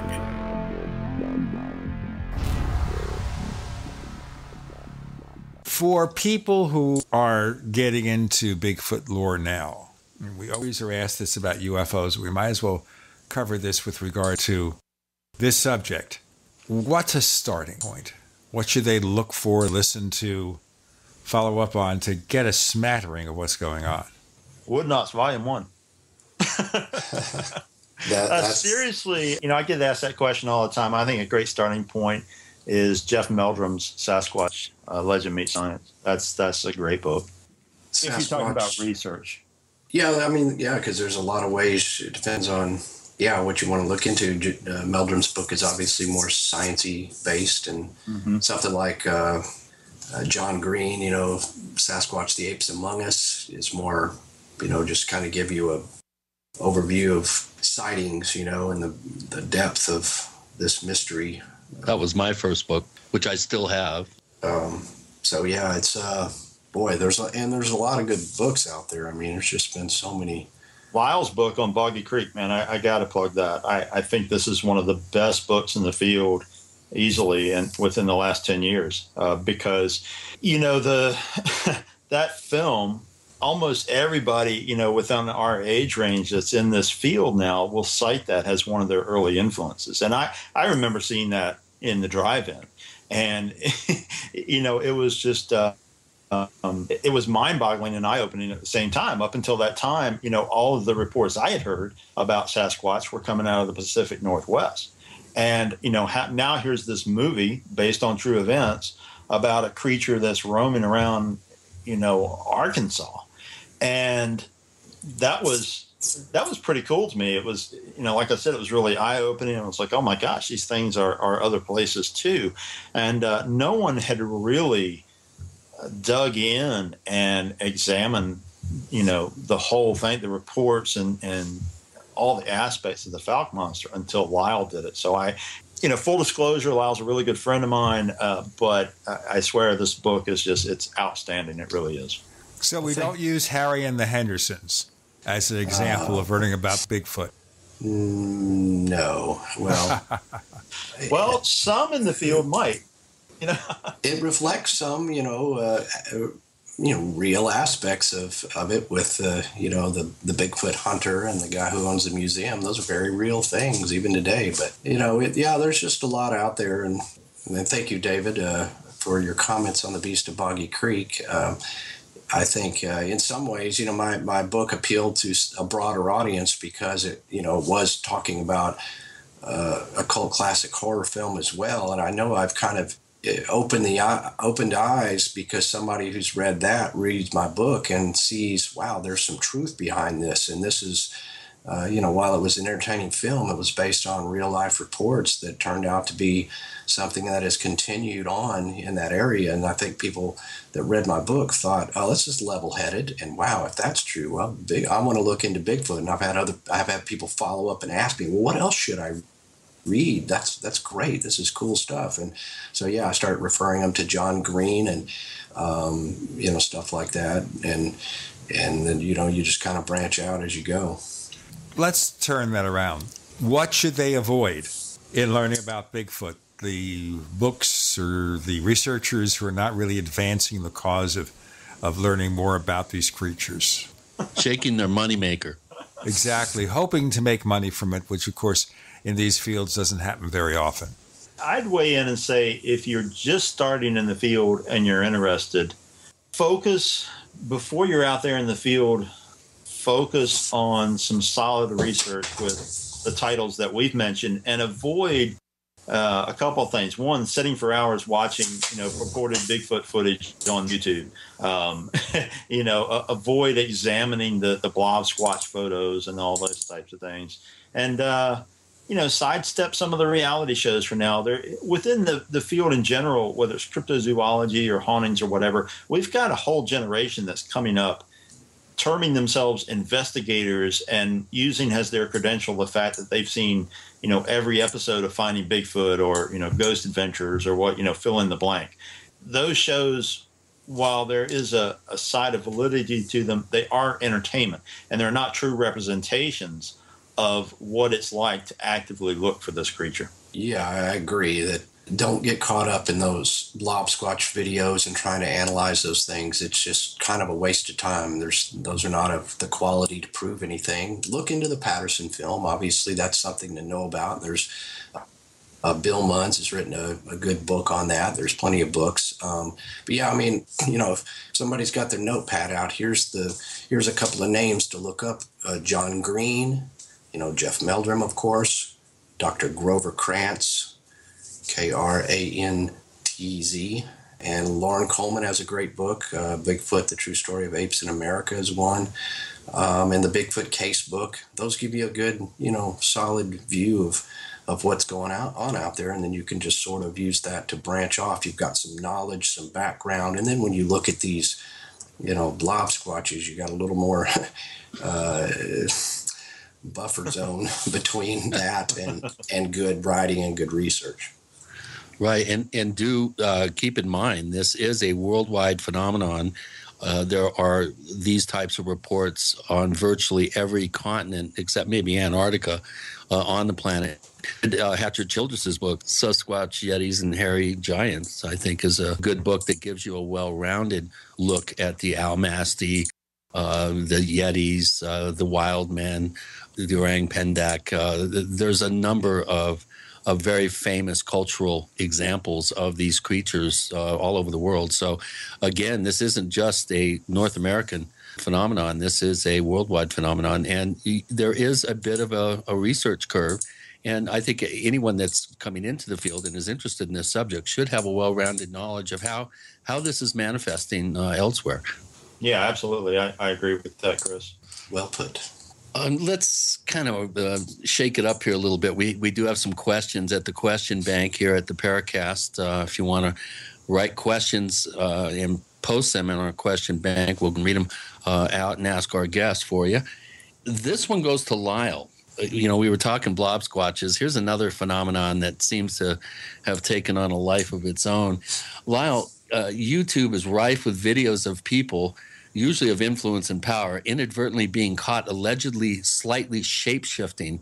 To give you an example, their eyes become elongated like lizards. I've even been accused of being a lizard person, believe it or not. Wait a minute. Stop, Oh, yeah. stop. Yeah, there was... Hold the phone here, folks. Okay, a lizard person, Chris O'Brien. Oh, yeah. I've heard many things about you. I've heard Grumpy Chris. Yeah, I'm Political a reptilian. Chris. And now Lizard Chris. He's a reptilian. Yeah. That was going to be my follow-up to Lizard Man was Chris Man, the reptilian. Explains all those Bloody Marys you were drinking down at the UFO Congress when we were down there, Chris. Oh, okay. Virgin Marys, but who's squabbling? Well, what do you think? Other than the fact that obviously they're dealing with gross YouTube compression of the video, and you're seeing pixels jumping all over in any video. What do you make of this particular kind of phenomenon? And the last part of the question says, have you ever seen one that gave you pause? I have.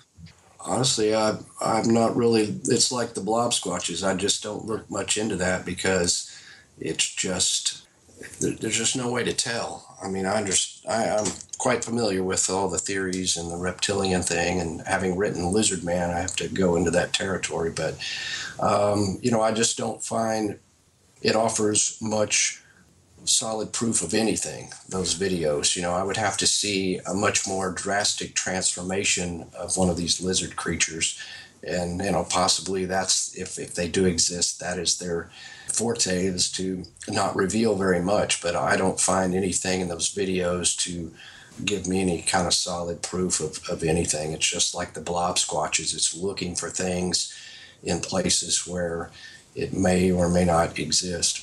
Let's break here, folks. We've got Lyle, David, Gene, and Chris slithering to our next segment. You're in the Paracast.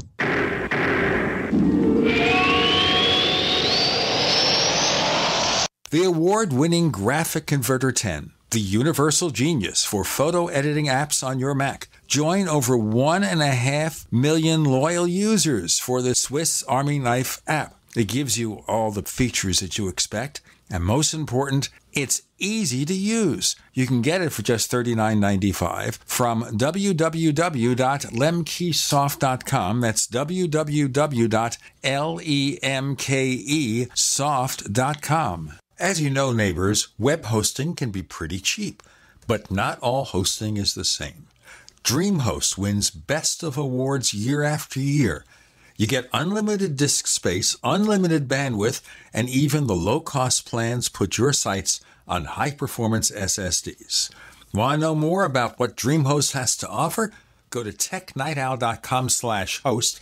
Once again, that's technightowl.com/host. Paid non-attorney spokesperson. Injury Help Desk is responsible for this advertisement. Principal office, Las Vegas, Nevada. This ad is not legal advice, and the choice of a lawyer should not be based solely upon advertisement. Services may not be available in all states. Attention prescription antibiotic drug users. Have you or a loved one suffered an aortic dissection, aortic aneurysm, or abdominal aortic aneurysm after taking the prescription antibiotic drugs Levaquin or Avelox? These popular antibiotic drugs have been prescribed more than 80 million times since 2004, and medical studies show an increased risk of the following injuries: aortic dissection, aortic aneurysm, and abdominal aortic aneurysm. If you or a loved one used the prescription antibiotic drugs Levaquin or Avelox and suffered from aortic dissection, aortic aneurysm, or abdominal aortic aneurysm, you may be entitled to substantial financial compensation. Act now. Time is limited to file a claim. You may be entitled to substantial financial compensation. For a free consultation and free information, call Injury Help Desk at 800-823-3851, 800-823-3851, 800-823-3851.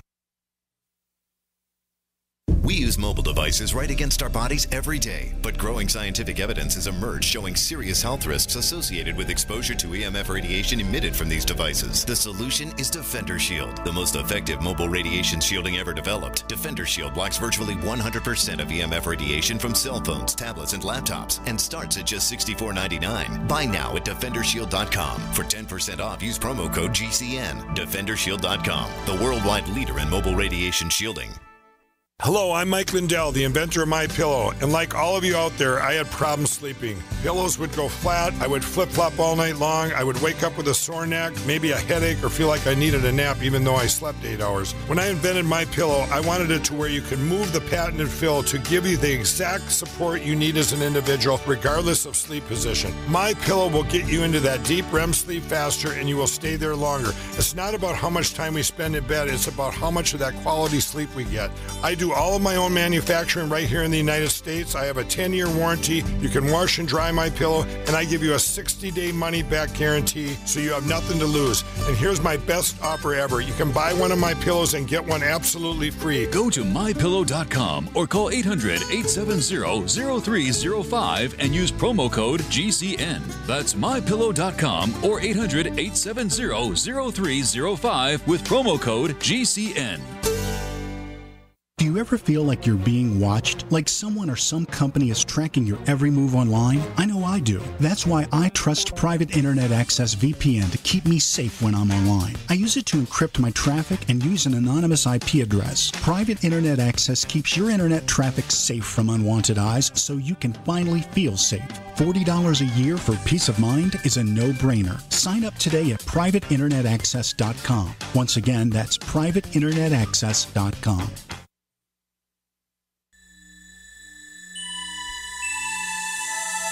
This is Jacques Vallée. You're listening to the Paracast, the gold standard of paranormal radio.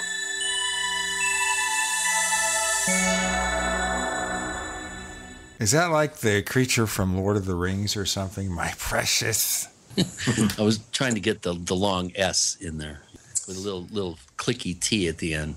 Moving right along, again, folks, when you're looking on the internet, assume a mundane explanation. And like Lyle said, unless it's something that's just, you'll probably hear about it before you'll see it if it's real. Chances are, because it'll be so sensational. But, just assume that these things are not real and assume there's a mundane explanation before you begin sharing these things, liking them, and giving them more legs that they don't deserve. And I think our guests would agree with that.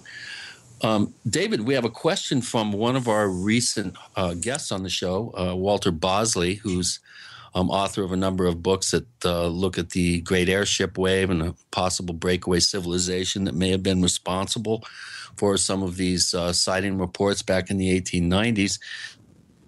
He's an ex-investigator for the Air Force and the FBI, counterintelligence expert, and we're very grateful to have him asking questions on our question bank. So Walter says, he confesses that he's not personally familiar with the details of your black-eyed children research or the BEK phenomenon. So he says, forgive my ignorance, but what have you found, if anything, in comparative analysis of this phenomenon and these reports and those of fairy folklore? Have you found some sort of cool, Magonian type connection between the BEK phenomenon and fairy reports from history? Oh, wow. That's a big question. I'm not sure how to give a short answer to that, but essentially I'd say yes, there are some connections, simply because we seem to be dealing with something in terms of the black-eyed children. I think we're dealing with something that is dimensional in nature. And when you start delving into those areas, there does seem to be a lot of crossover. There are connections between some of the accounts of BEKs and some of the ancient accounts of, fairy encounters. This sense of distorted time or missing time, these various feelings and experiences. There are some connections in terms of, for instance, the lore of the changeling in Europe. This idea that the Fae would come and switch someone and take their place, essentially. And there are some correlations there. Without really going into detail, I think that's the short answer that I can give is that's something we could easily spend a whole show exploring. Exactly. And I've noticed that there seems to be a slight uptick in reports lately of BEK sightings. We've had a flurry of sightings here within the last couple of months. Have you been looking into some of these recent reports? What do you make of them? Oh, God, I get so many of these on a regular basis. And what's stunning about it is that, there's other people who are sort of following the phenomena and collecting reports, and other researchers, and they get different reports than I do. So there's definitely an upswing in the number of cases. And simultaneously, what's happening is that a lot of people are sort of digging back through old cases, prior to television and the internet. And they're turning up a lot of the things that, a lot of these old cases that clearly fit the same parameters. And that was something that I did when I researched the book. I really wanted to find, what was the connection here? Is this a new phenomena with an urban legend connection, or is it something that's been here the whole time? And one of the things I found when I did my research is strip out that acronym BEK or black-eyed children. You just look for the parameters of the encounters. There are a lot of old cases. It's just that people were, using whatever their cultural or religious beliefs at the time were to identify the same thing. So somebody might encounter one of these things in the 1950s and, say that they met a demon or something demonic, or the devil, because that's the only way they had to explain it. The term wasn't around. So it's pretty stunning how many of these cases are now surfacing. Yeah. How about you, Lyle? I remember when we had you on the show, we had a fascinating discussion about the outbreak of lizard man reports. Where was that? In Georgia, I think, right? South Carolina. South Carolina, rather. Okay, sorry, I'm corrected here. One of the more unusual types of crypto sightings. Have we seen any recent sightings? I'm sure if there were any, you'd probably be the one that would hear about them. Have we seen any more of these types of very rare sightings? No, I haven't heard of any credible lizard man sightings lately, or reptilian humanoid sightings, so to speak. Right. Now, of course, when my book came out, and I did, as always, I got some additional reports from people in other places around the country that had past sightings. There were none that were more current. There was one that was, I would say, within about 3 years ago. It wasn't, as current as it gets. And some of those dated back, to the 90s, the 80s, other things. So I did get more just from people who had really never reported it. When I did the research for the book, obviously I went and not only in the Bishopville lizard man case of South Carolina, which is sort of the pinnacle famous one, but, I looked at other similar reports around North America. And so it was cool to have other reports come in. But, they're few and far between. They're not like Bigfoot reports where I can get, multiple reports a week, not to mention all the other guys that research this that find them. But, the lizard man, but it kind of interests me that way because it's a little more unique. It's a little more strange and obscure type of cryptid. And so it's quality over quantity, I think, in the lizard man research. No. How about worldwide? Is this something I would imagine with the types of folklore and legends that you see, especially in Asia, around the Nagas and in China, dragons, which are very reminiscent of a lizard man type description. What have you found about more contemporary sighting incidents or reports from around the world? Is this something that we're seeing elsewhere? I didn't find a lot. I didn't, in the scope of the research, sort of use the North American continent, which, mostly in the book I focus on that one case. But, I didn't do a lot of research into international, but as far as I've seen, I just haven't seen a lot of lizardman sightings on an international level. Although, if you start digging back through history, folklore, and everything else, you've got a definite trend of sort of this archetype of humanoid reptilian combinations with, people with lizard heads, and you've got gods and other characters. So this sort of thing has been present throughout time. And now in the modern era, I'm kind of looking at when people report seeing this more in the physical sense, not in terms of, here's a folklore creature, but somebody actually saw something that they described as reptilian, walking on two legs. It's just a frightening notion and sort of, piques my interest in this sort of a modern day creature from the Black Lagoon type case. So before we talk about the creature from the Black Lagoon, no, we're not going to talk about that. Lyle, David, Gene, and Chris, you're in the Paracast.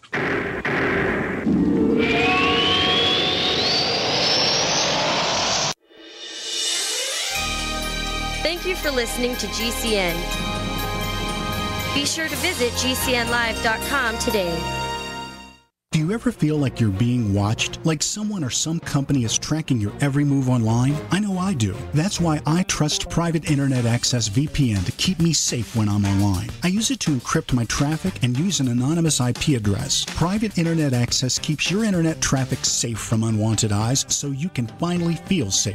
$40 a year for peace of mind is a no-brainer. Sign up today at privateinternetaccess.com. Once again, that's privateinternetaccess.com. Paid non-attorney spokesperson Adam Pulaski of the Pulaski Law Firm with principal office in Houston, Texas is the attorney responsible for the content of this ad. This ad is not legal advice, and the choice of a lawyer should not be based solely upon advertisement. Services may not be available in all states. Attention Xarelto users. If you or a loved one took Xarelto and suffered a serious bleeding event, you may be entitled to financial compensation. Xarelto is a popular prescription blood thinner used to prevent blood clots and protect patients from strokes. These serious bleeding events have led to numerous cases of hospitalization and even death. Phone lines are open 24/7. Call 800-261-0937. That's 800-261-0937. My computer is so slow, it's making me crazy. I used to have that problem. Did you quit using the computer, or did you buy a new one? No, I called Geeks On Site. They made an appointment to visit my home and showed up the same day. You mean they didn't ask you to bring your computer to a shop? That's what happened when I called a support company. Geeks On Site can go to your home or business or even repair your computer online. They have 24/7 emergency service. If you are having problems with your PC or Mac, call Geeks On Site, 1-800-591-1682. Our friendly certified computer repair experts are available 24/7. Call now for a free diagnosis, 1-800-591-1682.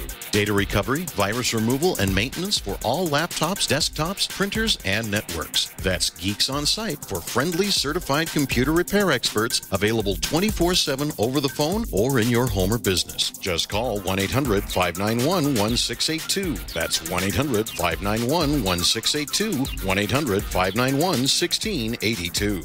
Have you checked your Google search results lately? Search results are usually the first impression that people form of you or your business, so make sure that they create a positive impression with ReputationDefender.com. What the internet says about you can have a big impact on your life and your livelihood, even if it's not true. Fortunately, you can now control how you look online and in online search results with ReputationDefender.com. Call 800-831-0771 now. That's 800-831-0771 for your free reputation analysis. If you have negative material from an ex-employee, upset patient, or former client, newspaper article, legal issue, social media, or other source showing up in your search results, you can combat it with ReputationDefender.com. Our dedicated experts in patented technology can help make your online search results look their best. Call 800-831-0771 to learn more. 800-831-0771. That's 800-831-0771. Or visit ReputationDefender.com. Warning, if you're drowning in debt you can't afford, do not let the credit card companies trick you into thinking that you have to pay it all back, because you don't.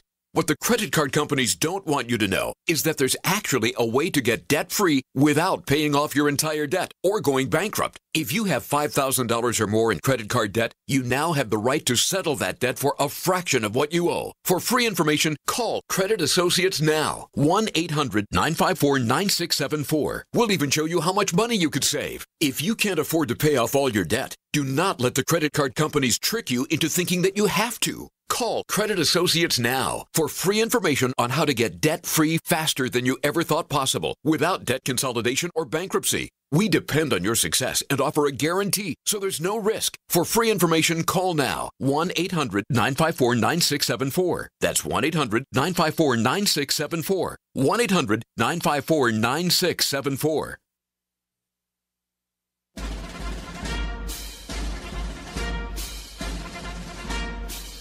Hi, it's Grant Cameron from PresidentialUFO.com. You're listening to the Paracast, the gold standard of paranormal radio.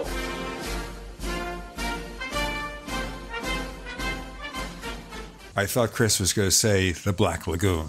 You know, Chris, we've got some of that lore right here in the Southwest because when you go down around the Superstition Mountains, which is another, very strange area, I've spent some time, there's a lot of legends revolving around these lizard beings. And there's tribal lore that parts of the superstitions are just taboo land. There's a legend that the king of the lizard people, lives within the Superstition Mountains. And, there's tribal stories about these bipedal lizard creatures that live in caves and tunnels underneath those mountains. So, this is something that I think is very widespread. Like Lyle said, there's a lot of mythology around the world, and there's a lot of tribal lore from different cultures that talk about these, bipedal lizard creatures. So whatever these things are, it seems to be, firmly implanted to some degree in our tribal memory, so to speak. Yeah, I just recently did a shootout at Mount Lassen for the Mysteries of National Parks.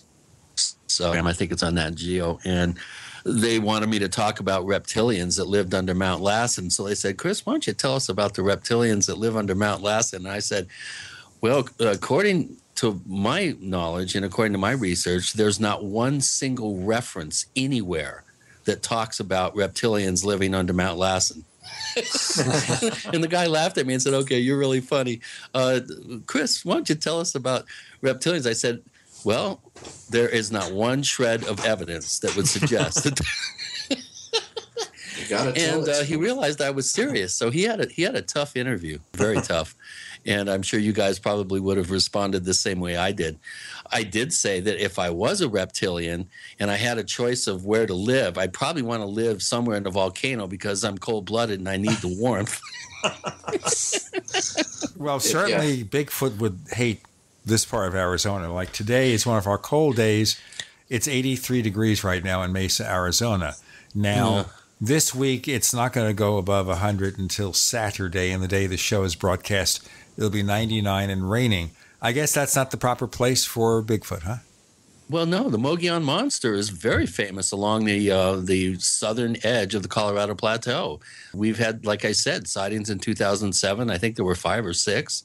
We've had sightings near Ash Fork, Williams, Page Springs, up on the rim just by Lake Mary. Last year, there was a sighting last November outside of Flagstaff. So they tend to stick in the higher elevations. You don't hear of reports or claims of sightings down in the Sonoran Desert, for instance. But there was a lizard man report that was filed about 3 or 4 years ago outside of Tucson by some mountain bikers who were really freaked out about it. Now, just to point out in terms of comparisons, the temperature in Williams, Arizona, as we speak, is 76 to 83 where I am. But the temperature is going to be anywhere from 10 to 20 degrees colder than the Phoenix area. Of course, Tucson's pretty hot usually. Right. Well, I could see lizard men wanting to live in the Sonoran Desert, but Bigfoot, with that big old fur coat that he's perpetually wearing, it no wonder they smell. Oh, yeah. I mean, that create a skunk ape right there for sure. You got it, man. You're triple digits for almost 4 months out of the year down there. And I'll tell you, there's no antiperspirant deodorant that's going to even put a dent in the smell that I smelled on the right at the base of Mount Shasta in 79. Oh, my God. I have never smelled anything as foul in my life. I don't know if you guys have ever smelled it, but it's not something that you can even get out of your nose. You can still smell it. So anyway, moving right along. Keep it down, guys. I do have another question at the question bank for our guests, and I think this is kind of for both of you, and it comes from Greer's Meeting Planner. Now, how's that for a avatar on a forum?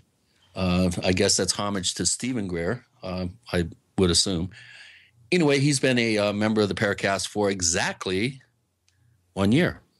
Welcome back, Greer's Meeting Planner. Assuming Sasquatch is an Earth-based mammal and product of evolution, these animals would need numbers in the hundreds to maintain a healthy breeding population.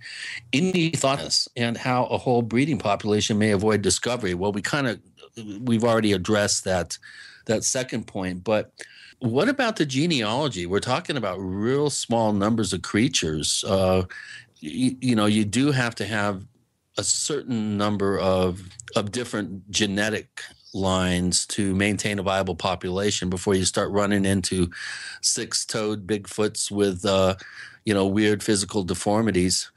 I have heard a report of a crippled Bigfoot once, so maybe that does happen. But how do they maintain a healthy breeding population with such few numbers and so widely scattered, I guess, bands, if you will? Lyle, you want to tackle that one first? Well, I think under those parameters, we would have to assume that they do, travel large, territories and that therefore intermingle with each other. And that might explain some of the sightings. They seem to be just about everywhere, but, it could be the same individuals being seen here and there as they move, and they would need to, intermingle that way. They're not just in one small area with 20 Bigfoot interbreeding. Although, of course, the interbreeding is possible, and that might explain some of the 3-toed tracks, the 4-toed tracks, because the feet are one of the things that will be the first to deform during low populations and inbreeding. So, the fact that we do have reports of various toes and various shapes of foot, it could explain that. But, ultimately, there would have to be enough population to sustain themselves, and they would have to have a wide range of territory to roam, such as, mountain lions, they range throughout a huge territory, hundreds of miles often, and, they're often seen as solitary creatures or here and there, but somehow they maintain their population and breed and interbreed, avoid that. And so, Bigfoot would conceivably operate the same way. Yeah. Any thoughts on that, David? Yeah, Lyle gave a great answer, and the mountain lion analogy is a very good one. We have very healthy populations of mountain lions around the country by all evidence. One thing I would add on this discussion is that there's a real misconception, I think, among a lot of people that, a large population of these creatures just couldn't exist without us knowing about it. And the thing is that most people live in larger cities, and, they have this sort of subconscious idea that everything is sort of discovered and known by man. But the reality is very far from that. A great example to look at is the state of Utah. I'm up here doing some research now, and if you look at that state on a map, there's the I-15 corridor runs right up the center of the state, and the bulk of the population in the state lives along that corridor. You go off of that very far, and you get into a lot of sort of wild, unexplored region. And this is true for a lot of states, particularly out west. There's just vast amounts of land that don't see human contact on a daily basis. So it's, to me, once you experience some of that, it's easily conceivable that there are large numbers of these creatures. And as Lyle said, they likely have a very big territory and, migrate back and forth. They probably travel up into Canada and regions like that. So, the potential for a pretty large population of these creatures is just that they're very spread out. Okay, well, we have another question from Greer's meeting planner, and it's pretty simple. Bigfoot and UFOs, what connection, if any? Of course, we do have the famous Stan Gordon, Pennsylvania case, which he's talked about on the show. That's one of the better, more compelling cases. What do you guys think? Bigfoot and UFOs. Let's save that for a final segment with David Weatherly and Lyle Blackburn. I'm so glad they're both here because I'm learning lots from this show. With Gene and Chris, you're in the Paracast.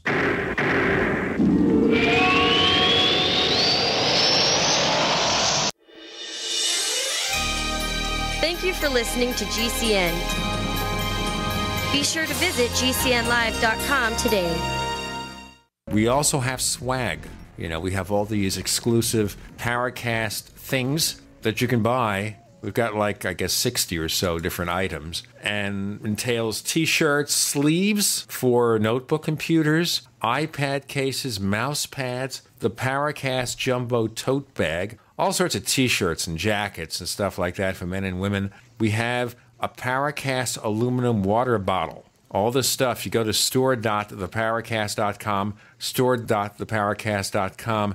What makes it special is that the items are the best quality, great T-shirts, fabrics, and they have our official logo on them. That's what makes them special, in multiple sizes and colors. We even have stuff for children, stuff for women, stuff for men. We have all sorts of sizes, like small up to X large. A lot of good stuff. That's the swag from the Paracast. You go to store.theparacast.com, stop by, and take a shopping tour. There is an affordable alternative to the high cost of healthcare that offers freedom from insurance while providing compliance with the Obamacare individual mandate. Imagine having access to quality, affordable healthcare that allows you the freedom to choose your doctor and hospital. Members can share up to 100% of necessary medical expenses, including some alternative treatments. Find out how you and your family can contain healthcare costs without giving up your freedom. Go to libertyoncall.org. That's libertyoncall.org. Do you ever feel like you're being watched? Like someone or some company is tracking your every move online? I know I do. That's why I trust Private Internet Access VPN to keep me safe when I'm online. I use it to encrypt my traffic and use an anonymous IP address. Private Internet Access keeps your internet traffic safe from unwanted eyes so you can finally feel safe. $40 a year for peace of mind is a no-brainer. Sign up today at privateinternetaccess.com. Once again, that's privateinternetaccess.com. This is an alert. If your business or church is building this year, you're about to pay more than you should. And this could mean thousands of dollars more for your office, retail space, church, or warehouse. A General Steel building can save you as much as half the cost and time of similar conventional construction. And we're offering rebates of up to $20,000 to help you build today. Call General Steel for free information that could save you thousands. Call 866-91-STEEL. 866-91-STEEL. 866-91-STEEL. Are you happy washing your hands with harsh chemicals? Are you happy doing laundry with detergents? Are you happy paying high prices? Find your happiness with Pure Soap. These all-natural, earth-friendly Pure Soaps are the very best you've ever used. Buy in bulk. Get a 12, 36, or 48-month supply, or get items individually and still save big. You're getting soap products twice as good as what you're using now, earth-friendly and natural soaps. Your family deserves the best. Happiness is 5starsoap.com. Why not put your money up the drain for a change? See them at 5starsoap.com or call 1-800-340-7091 for a catalog. Cal Ben Soap Company can save you thousands of dollars and give you good old-fashioned real soaps that are triple concentrated. Soaps made from vegetable and coconut oils. See their full selection of soaps at 5starsoap.com. That's F-I-V-E starsoap.com. Or call 1-800-340-7091 for a catalog. As a doctor, I see patients every day who are losing their vision to age-related macular degeneration, also known as AMD.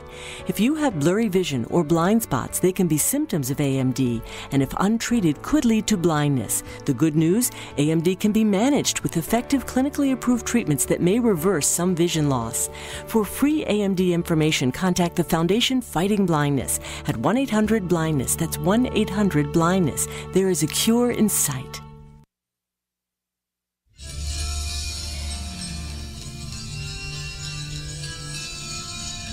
Hi, this is Bryce Abel. I'm the producer of Dark Skies, the co-author of AD After Disclosure, and you are listening to the Paracast, the gold standard of paranormal radio.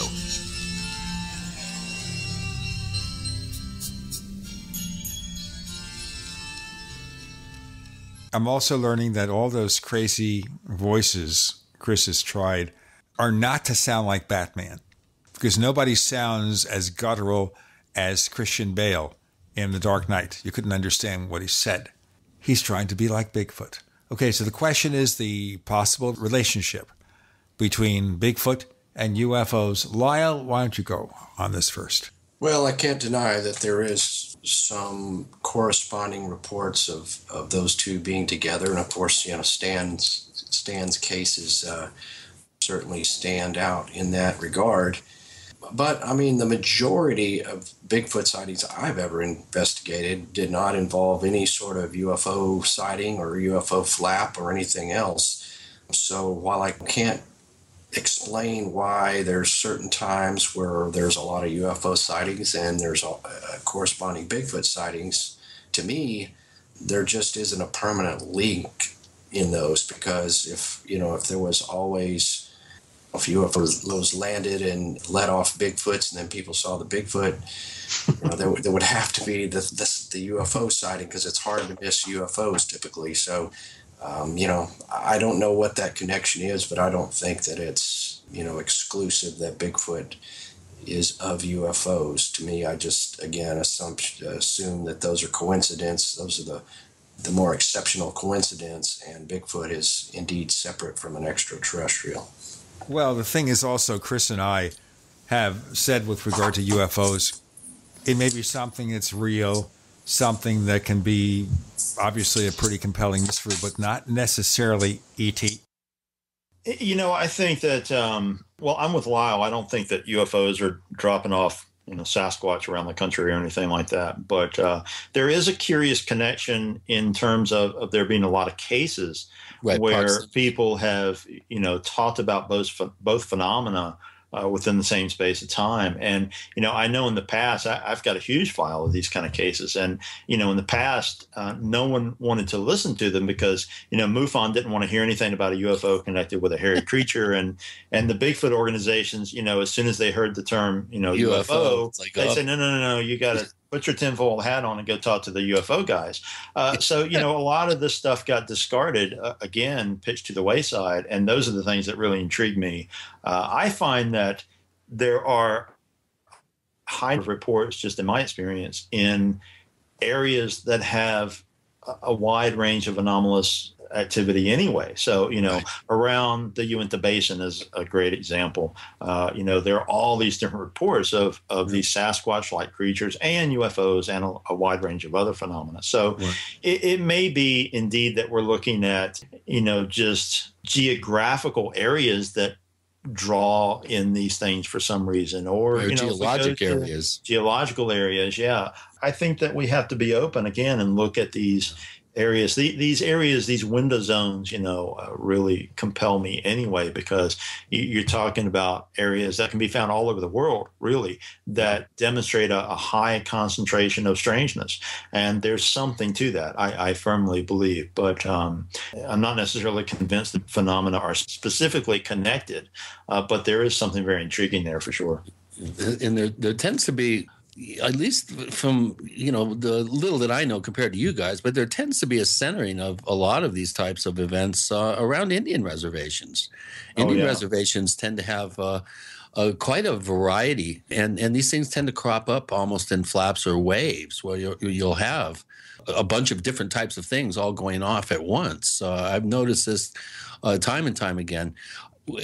Before I get into my next question, I just want to throw this one out there. In Ellsbury, Missouri, in the 70s, there was an outbreak of Momo sightings. It was a local Bigfoot that was seen along the river there, I think the Missouri River, and it was seen stealing sheep.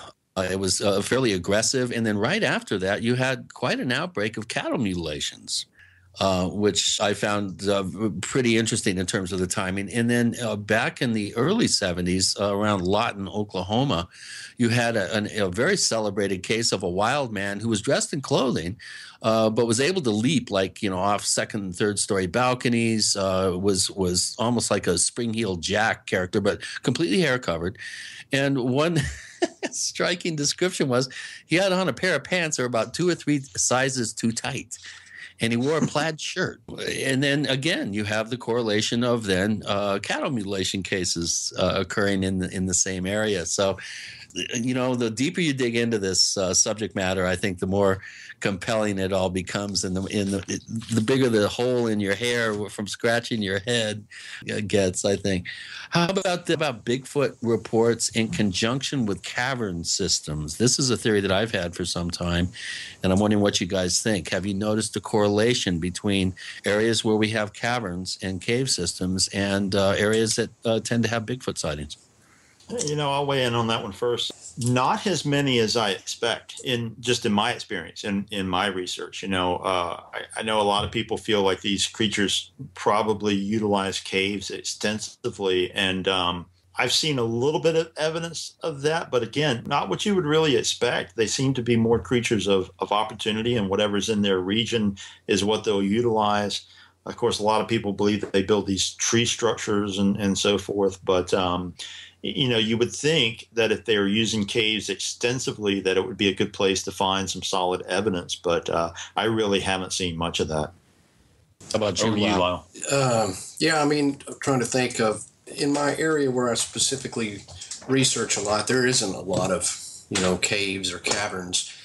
But they're in places like Kentucky that have a little bit more of that.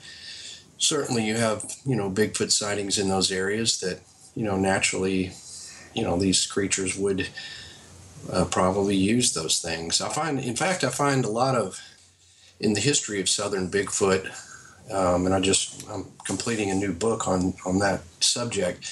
I find a lot of old stories involve sightings of wild men in cave areas. And that seems to be more prevalent than like modern times where, we were in this cave and suddenly we scared up a Bigfoot, or we saw one in proximity to a cave. So I see a lot of old reports having to do with caves. So, it's just naturally animals use caves. I think it makes a lot of sense, that they would be sighted in those areas.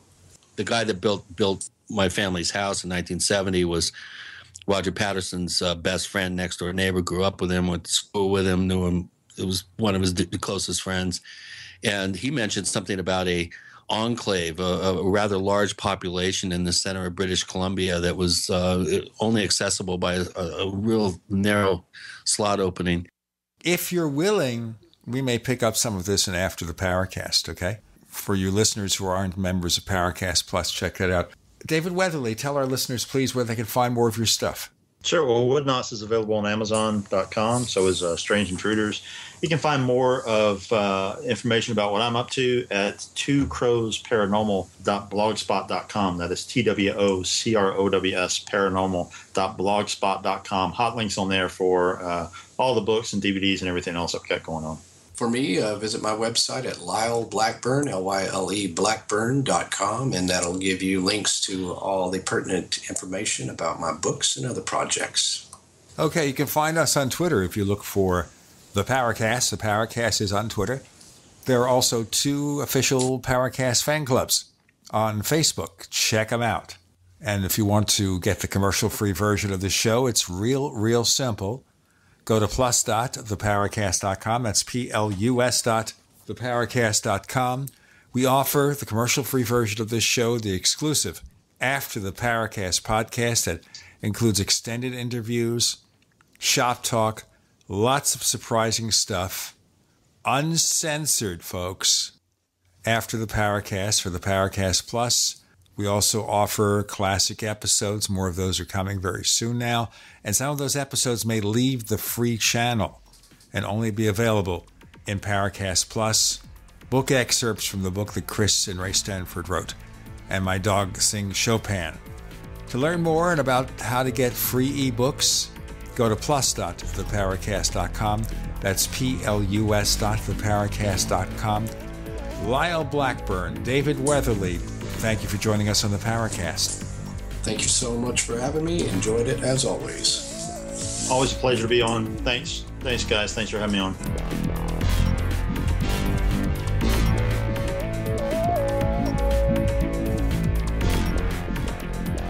The Paracast, featuring Gene Steinberg and Christopher O'Brien, is a copyrighted presentation of Making the Impossible, Incorporated. Tune in next week for a new adventure in The Paracast.